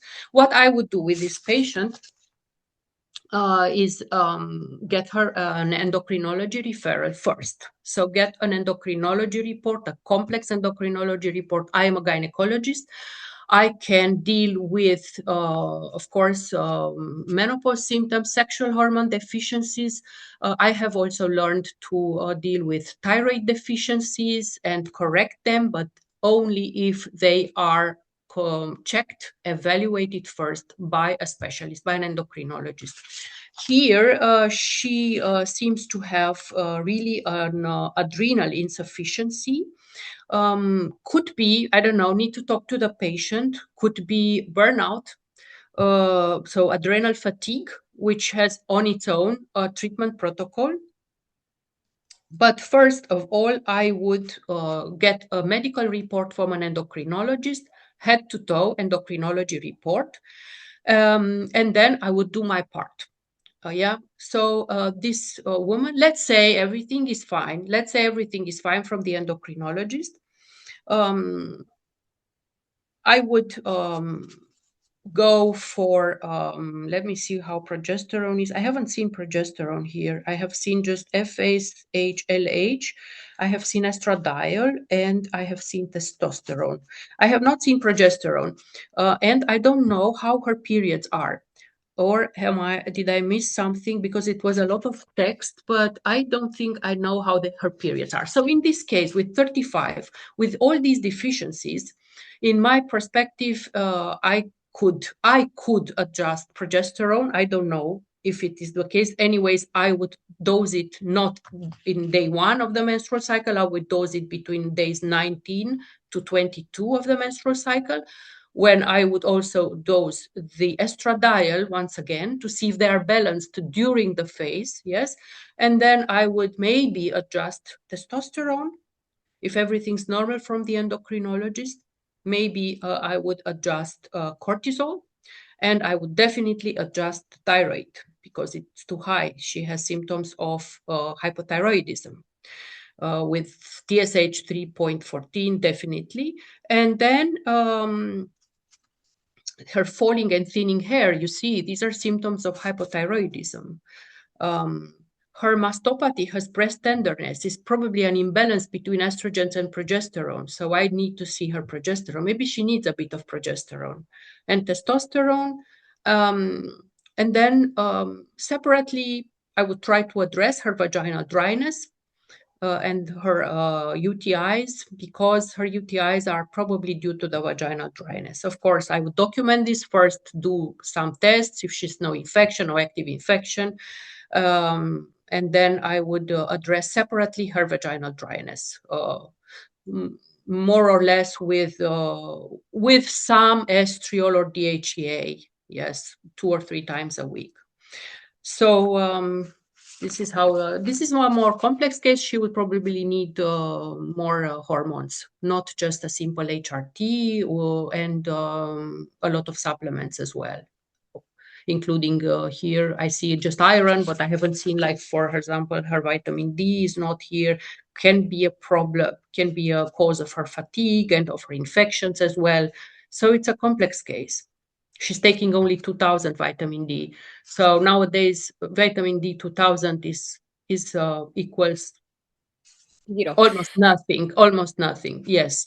So even for maintenance, the guidelines now recommend 5,000 units per day if you have a good level of vitamin D. But I don't see here her vitamin D. But so anyway, it is a complex case at 35, which has probably some hormonal imbalances, but a lot of nutrients need to be adjusted in her as well. And So sometimes, sorry. yeah, no problem. So sometimes I wanted to tell, because this thyroid can be really signal of the imbalances of her nutrients and vitamins, because there are so many cofactors which are influencing this conversion of T4 inactive in T3, which is active. And if these cofactors are missing, like vitamin D and iron and a lot of others, then she gets into hypothyroidism indirectly, not that she would have something with her thyroid. So sometimes only correcting these cofactors are correcting her symptoms of hypothyroidism. Yeah, needs to be Someone followed. asked why you say she's in hypothyroidism as her TSH is 3.1. So studies show that starting TSH2 or even lower, 1.5, the thyroid is functioning like a hypothyroid. So there are signs of hypothyroidism, it's struggling. And moreover, TSH over 1.5 is associated in studies with dyslipidemia, hypercholesterolemia, hypertension, and cardiovascular risk. I told them as well that it should be under 2, and they asked about what is the reference of this info. There are more references. I can give them after the webinar. Yeah, there are multiple studies on PubMed. There are a lot. Yeah, so this is what they said. It's the lab, it's like normal lab test. It's not optimized. Even if the lab test says it's okay, the TSH until 4, it's like when you're going with a car and it's like you push it too much. Okay, it will go from here to there, but it will break easily than if you would put it in the optimal range. Like, okay, it will work, but it will consume a lot of gas, it will break the engine, and at some point it will be like it will break down easier than a car that use it in the optimum range. So that is like the maximum, but when we should use like treatment, and here it's a discussion about treatments for hypothyroidism. Doesn't mean Eutirox all the time or things like this. It's like supplements and other things as well. But yeah, so TSH is high. We consider 3.1 high. Someone says TSH should be high in hypothyroidism. Yeah, someone asks about what labs you order. This is a long discussion, but just like make it short. Labs you order in perimenopause or menopause before prescribing HRT. Like, do you usually prescribe thrombophilia, for example? We had some discussions. I said that usually if they have history and personal history or family history, they should do thrombophilia. But for example, I recommend it to all my patients just to be safe, for example. And what other blood tests? So thrombophilia is not routine recommendation for pre-HRT evaluation, only certain circumstances. There are basic lab tests, so you should keep it simple. If the patient is healthy, you should keep it simple. Just standard tests and plus minus hormone status. It's not even mandatory. And then there are optional tests, but all these will be discussed in the course. Yeah, it's a long chapter. Okay, and what would you use desiccated thyroid treatment for this case or only thyroid support? If she is normal, and obviously she's normal because she's had an ultrasound, which is normal, and if the report from the endocrinologist is coming normal, then I would definitely, probably depending, because she's very young, probably in the first phase I would correct all the cofactors which are deficient. And then, like in 1 month, 1.5 months, 2 months, I would check her again at TSH. If it's still high, I would go on desiccated thyroid. So not necessarily from the beginning in her age. She's young.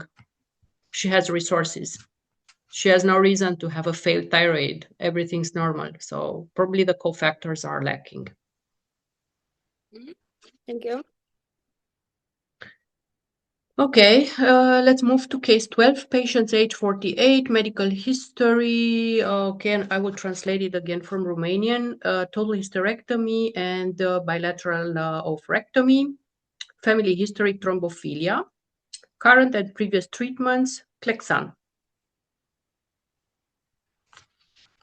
Okay, so Clexan, is she taking forever?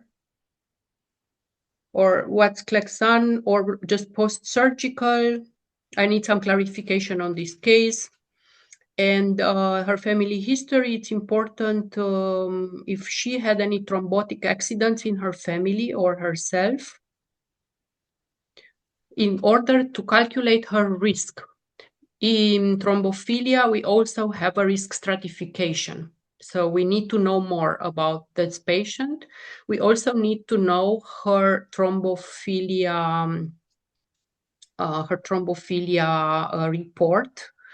So I don't know what to say about this patient only with this data. I need more data. So yeah, if the doctor is I here. need her thrombophilia profile, and I need more about her family history on thrombophilia. And then we can calculate the risk, but I don't know to calculate it by heart. So there is a table which we discuss in the course. And then you put all parameters in this table, and then you get the risk. And you get a low risk, an intermediate risk, and a high risk. And if you have a low risk or intermediate risk, then you can give HRT. And if you have a high risk, then you should really individualize or avoid HRT. So I think I have answered more or less. But anyways, here is a risk stratification or calculation exactly as for the breast cancer and exactly as for the cardiovascular risk. Then we have case 13, patient age 53 with medical history, Evorel Conti, for 11 weeks, with severe breast swelling and body bloating, but with nice effects on sleeping and hot flashes. Family history, current and previous treatment symptoms, nothing. Relevant laboratory results, Dutch test is not performed. How to manage her complaints? So, yeah, in this patient, most probably she's overdosed. She has symptoms of estrogen excess. Of course, this estrogen excess did her well on sleeping and hot flashes, but otherwise she is too stimulated. On the other hand, taken into account that she's taking only for 11 weeks, you could leave her adapt more, because sometimes it is a normal transition adaptation period which can last up to 3 months, even more, but not longer than 6 months, with these secondary reactions, which are transient and resolve by themselves. So after 8 weeks, you need to discuss with the patient how bad are these symptoms impacting her, and explain her that they can be, I don't know, but theoretically they can be during this time frame also transient adverse reactions, which can then resume.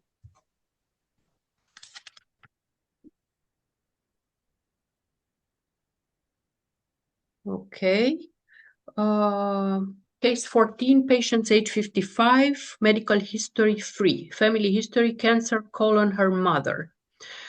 Current previous treatments, no symptoms, pre-urethral pain, not responding to TTT. I don't know what's that, TTT.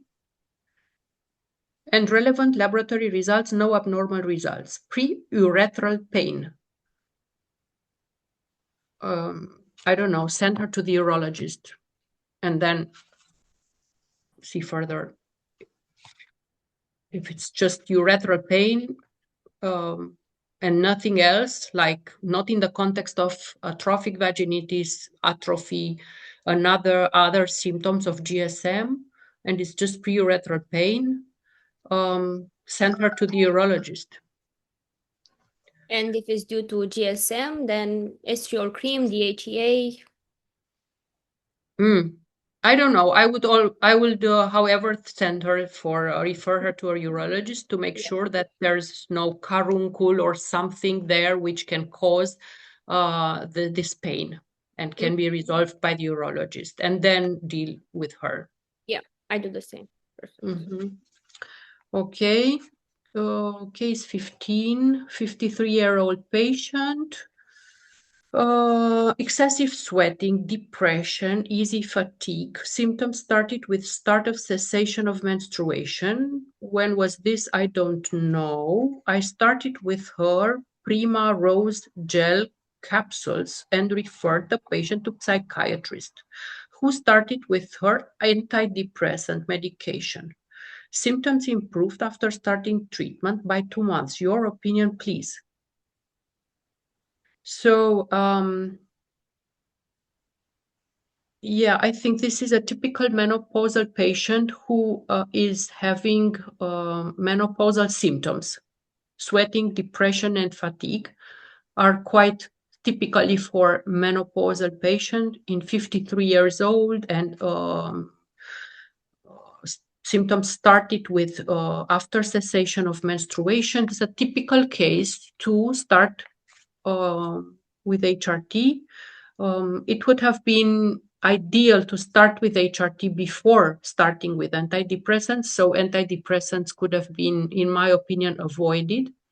Normally, depression starting in the context of menopause is easily managed by HRT, as opposed to depression, which is for longer time or since younger years, which is not so easily managed by HRT, might need also supplementary antidepressants. But in her case, symptoms started with start of cessation of menstruation. So I assume this is a menopausal symptom, and I would start on HRT and slowly get rid of the antidepressants. Are we the one to give antidepressants? No, she got the antidepressants from the psychiatrist. She was Like generally speaking, like should we give? No, No. no, no, I would not. I mean, no, no. We should refer the patients for that. But first line therapy in her case would definitely be HRT in my case, and the psychiatrist should have known that as well. I mean, he could have thought of that it's a new patient, freshly entered into menopause, with a recent depression. First line, you think of menopausal symptom and try to correct it with HRT first line. What kind of HRT they ask? In 53-year-old patient now, I would start with very simple HRT, estradiol, transdermal, and if not desired otherwise, then we can discuss about other options. But estradiol, transdermal, and micronized progesterone continuously. Like 1 milligram, 0.5. Estradiol. Yeah. I don't know since when she's in menopause. 1 milligram, if she's already 3 years in menopause, would be a lot. Would be quite a lot. I would start lower, probably. But depending on when her menstruation is, how long is she in menopause? Probably 0.5, 0.75, and then maybe move up to 1. But not. I want to start with 1 in this patient. Yeah. And oral progesterone 100? 100, yes. Oral progesterone 100, yeah. What about cycloprogenova? In 53-year-old with no menstruation, I would definitely not go for cycloprogenova. No, because it would cause her menstruation. It's a biphasic product. It's a synthetic product. And it will probably not be even enough for her symptoms. Even so, it would be too light. It's a premenopausal, premenopausal product. I would not give her such kind of product in any patient after 50. Same case as you are discussing, but age 45. Last period 6 months ago, started hot flashes, FSH 40, but improved after primrose oil and femustone. But she's 45. Yes, she could stay on that, of course, since she has improvement. Yes. Until what age? Until 50. Okay. Okay, good. Now we have the last case. I'd like to discuss one of my case. A 28-year-old patient underwent surgery for ovarian cancer 2 years ago. She's suffering from severe menopausal symptoms. How can she be helped in this situation? She also has a BRCA1 mutation. So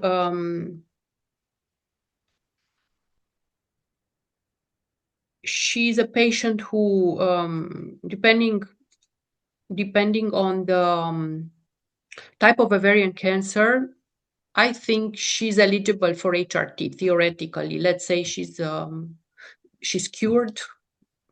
Let's say she's disease free. I don't know. She could be a candidate for HRT, but this BRCA1 mutation should be discussed with her in terms of her desire to perform. She still has time to perform the prophylactic mastectomy if she wants. You need to discuss this with her. Wouldn't it be good to discuss with a genetician? Usually I send her to Of genetic course, test and yes. healing to discuss. Maybe they recommend further investigation or tests or other things.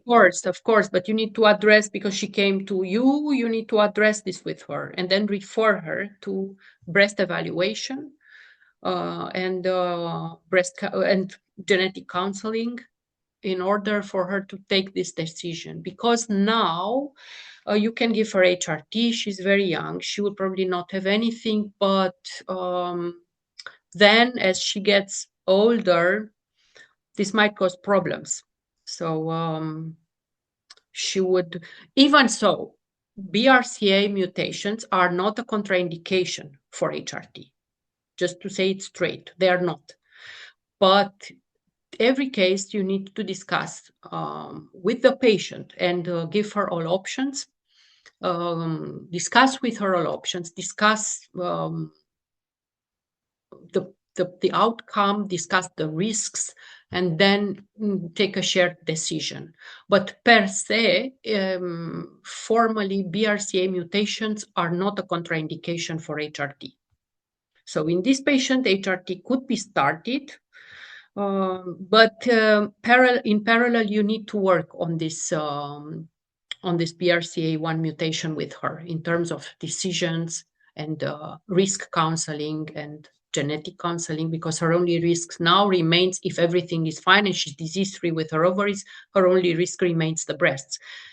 And yeah, probably not in this age, but you never know, because if she developed ovarian cancer in this age, you never know about the breasts then. So you need to have a serious discussion with her.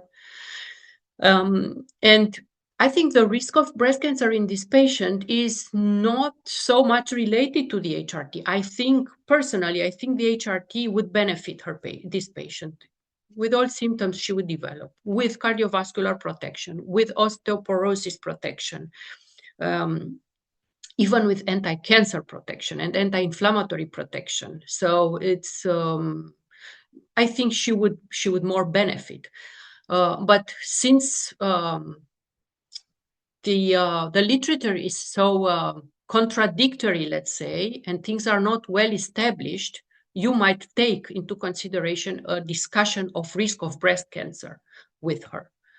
Perform during the HRT frequent tests, Dutch tests, like estrogen metabolites test, like every 6 months, I would do a Dutch test for her if she goes on HRT, and keep an eye on the breast, even in this age.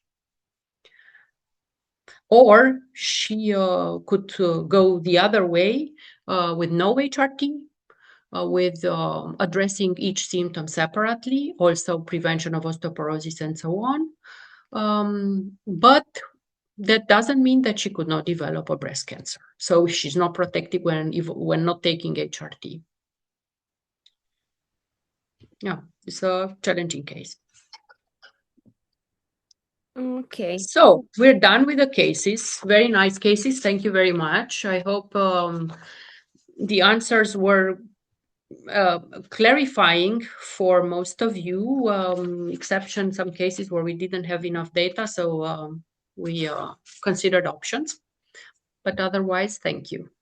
Yeah, so we try to cover as much as possible, but still, so we consider that this webinar opens a door. We will organize other webinars as well and other courses, not only on HRT, but as well like peptides, Dutchess, and many more.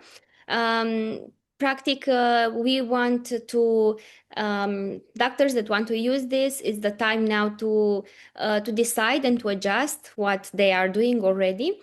So I want to tell you again, for example, when I started doing HRT some, I think, like, I don't know, 8 years ago. There was not a course like this, and I discussed with Dr. Raluca Hera, and we wanted to organize something that we would loved to have when we were beginning it.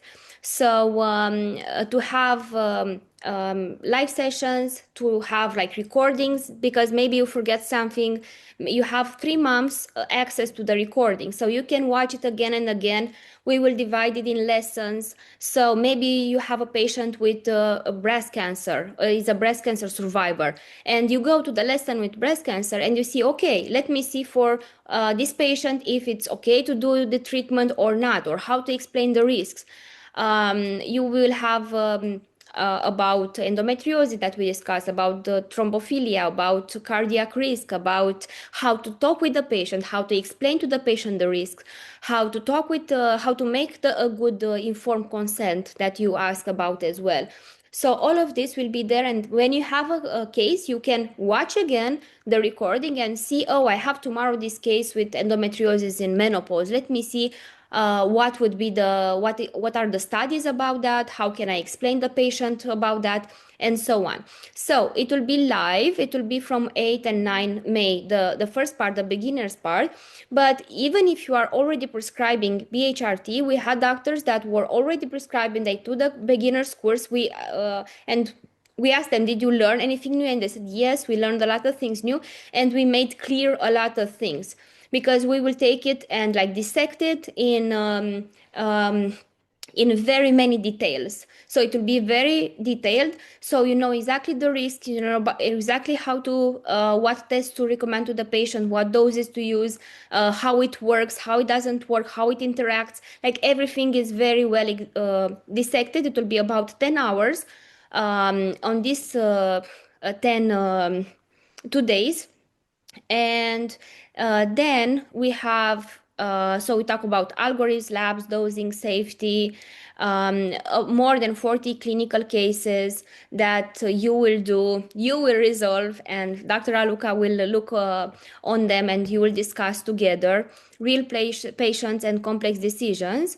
And we have, so the beginners, the advanced, and the interesting part, what we lacked when we started doing the treatment, on even after that, was like to have a community where to discuss the cases. So you have a difficult case and you don't know what to do, and it's great to have a community where you can put this case and ask that question and discuss it and make it more clear and be safe. Like this is a problem because HRT is still like debatable, the patients are still afraid, and it's good to be safe and to know everything clear. And many times we are doing other things as well, like for example Dr. Aluka is doing uh, only menopausal patients and vaginal rejuvenation. So every day she has a lot of patients like this, so for sure she will know how to answer for your complex cases and risk reasoning. And this like 5 months, it's a lot of commitment from us. But I really believe that having a community of doctors, like bringing the doctors together, bringing the cases together, it really helps us to learn faster and better. Not to, like we have a saying in Romania, don't go and hit your head. um, but like learn from other people's mistake. I don't know how to translate it, but this is the idea. So why to try do trial and error on your patients? Okay, let's try this, maybe it works. Okay, let's compete with this, maybe it works. When you can have everything clear, and to be risk free and to have everything organized for these patients of yours. That's why we made this program. So even if you are already prescribing the beginners course, all our doctors, I don't have any doctor that did the beginners course and they are already prescribing maybe 1 to 3 years HRT, and none of them said, oh, I didn't learn anything. They said like, wow, this really helped me to clear everything, to make clear in all my protocols, and to organize my thinking and my organization. Okay, we will have like different, I already said, cancer survivors. We'll talk about some Dutch test as well, even if we'll have another course only on Dutch test. Do you know what Dutch test is? Do you use it? Like the metabolites, the urinary metabolites of hormones, for example, that are very important, endometriosis or like risk assessment or different kind of things. It will really help you how to adjust your treatment. About the depression syndrome, the premenstrual syndrome, that sometimes are very important for the patient and really affects them and their relationships. And we will have all of this very well organized. Okay, and this is the important thing with the mentorship, that you'll have the support of a team and of a community and a experienced trainer to be there in the next 5 months with you. It will be all online, so even if you cannot attend a course, it will be recorded and you'll have access for 3 months. Of course, it's better to be live online to ask the questions, to make everything clear. But if it's not possible, you can take the recording and then be part of the community in the next 5 months, and as well um, ask the questions of your cases, your personal cases that you face in your clinic. Okay, so this is really different that what we're used to, and I wish I would had a course like this when I started. And you will have now a discount because you are part of this webinar, and we really appreciate that you are here with us. So if you buy one course like the beginners or the advanced course, is this price. If you buy the package, is that price, and you have the mentorship program as well. So practically you'll be part of a community for the next 6 months, where you will be able to ask all the questions and all the problems that you will face. Okay, so the mentorship program, someone asked about that as well. It's a 500 euros, but if you take the package, it will be for free. Okay, it will be included. So this will be for the first 20 doctors that register. So if you are interested in this and you want to learn more and you want a community where to discuss your cases and to have like clarity and as well like more confidence in this, please register in the next 48 hours. After this, we'll have the normal price range, and it's only for 20 doctors because we want to have the small group of doctors to be able to discuss the cases. If you are like 100 doctors, you will not be Dr. Raluca will not be able to discuss with every one of you. Okay, so we want to make it practical and very good for your day-to-day practice and clinic. Okay, so yeah, okay. Register. We have the link in the WhatsApp group. You are in the WhatsApp group, right? Okay, I send her the link and the details. And yeah, thank you very much for the attention. We were supposed to have 1.5 hours, and now it's like I don't want to tell Dr. Aluka the hour. Okay, Okay, had 3 hours. Yeah. busy day for everybody tomorrow. So Yeah. thank you so much. Wishing you a very good weekend. And I hope to see you soon. Yeah, hope to see you in the course, and Okay. looking forward for that. Okay, goodbye everyone. Good night. Bye. Take care. Bye. Bye bye. Thank you. Thank you.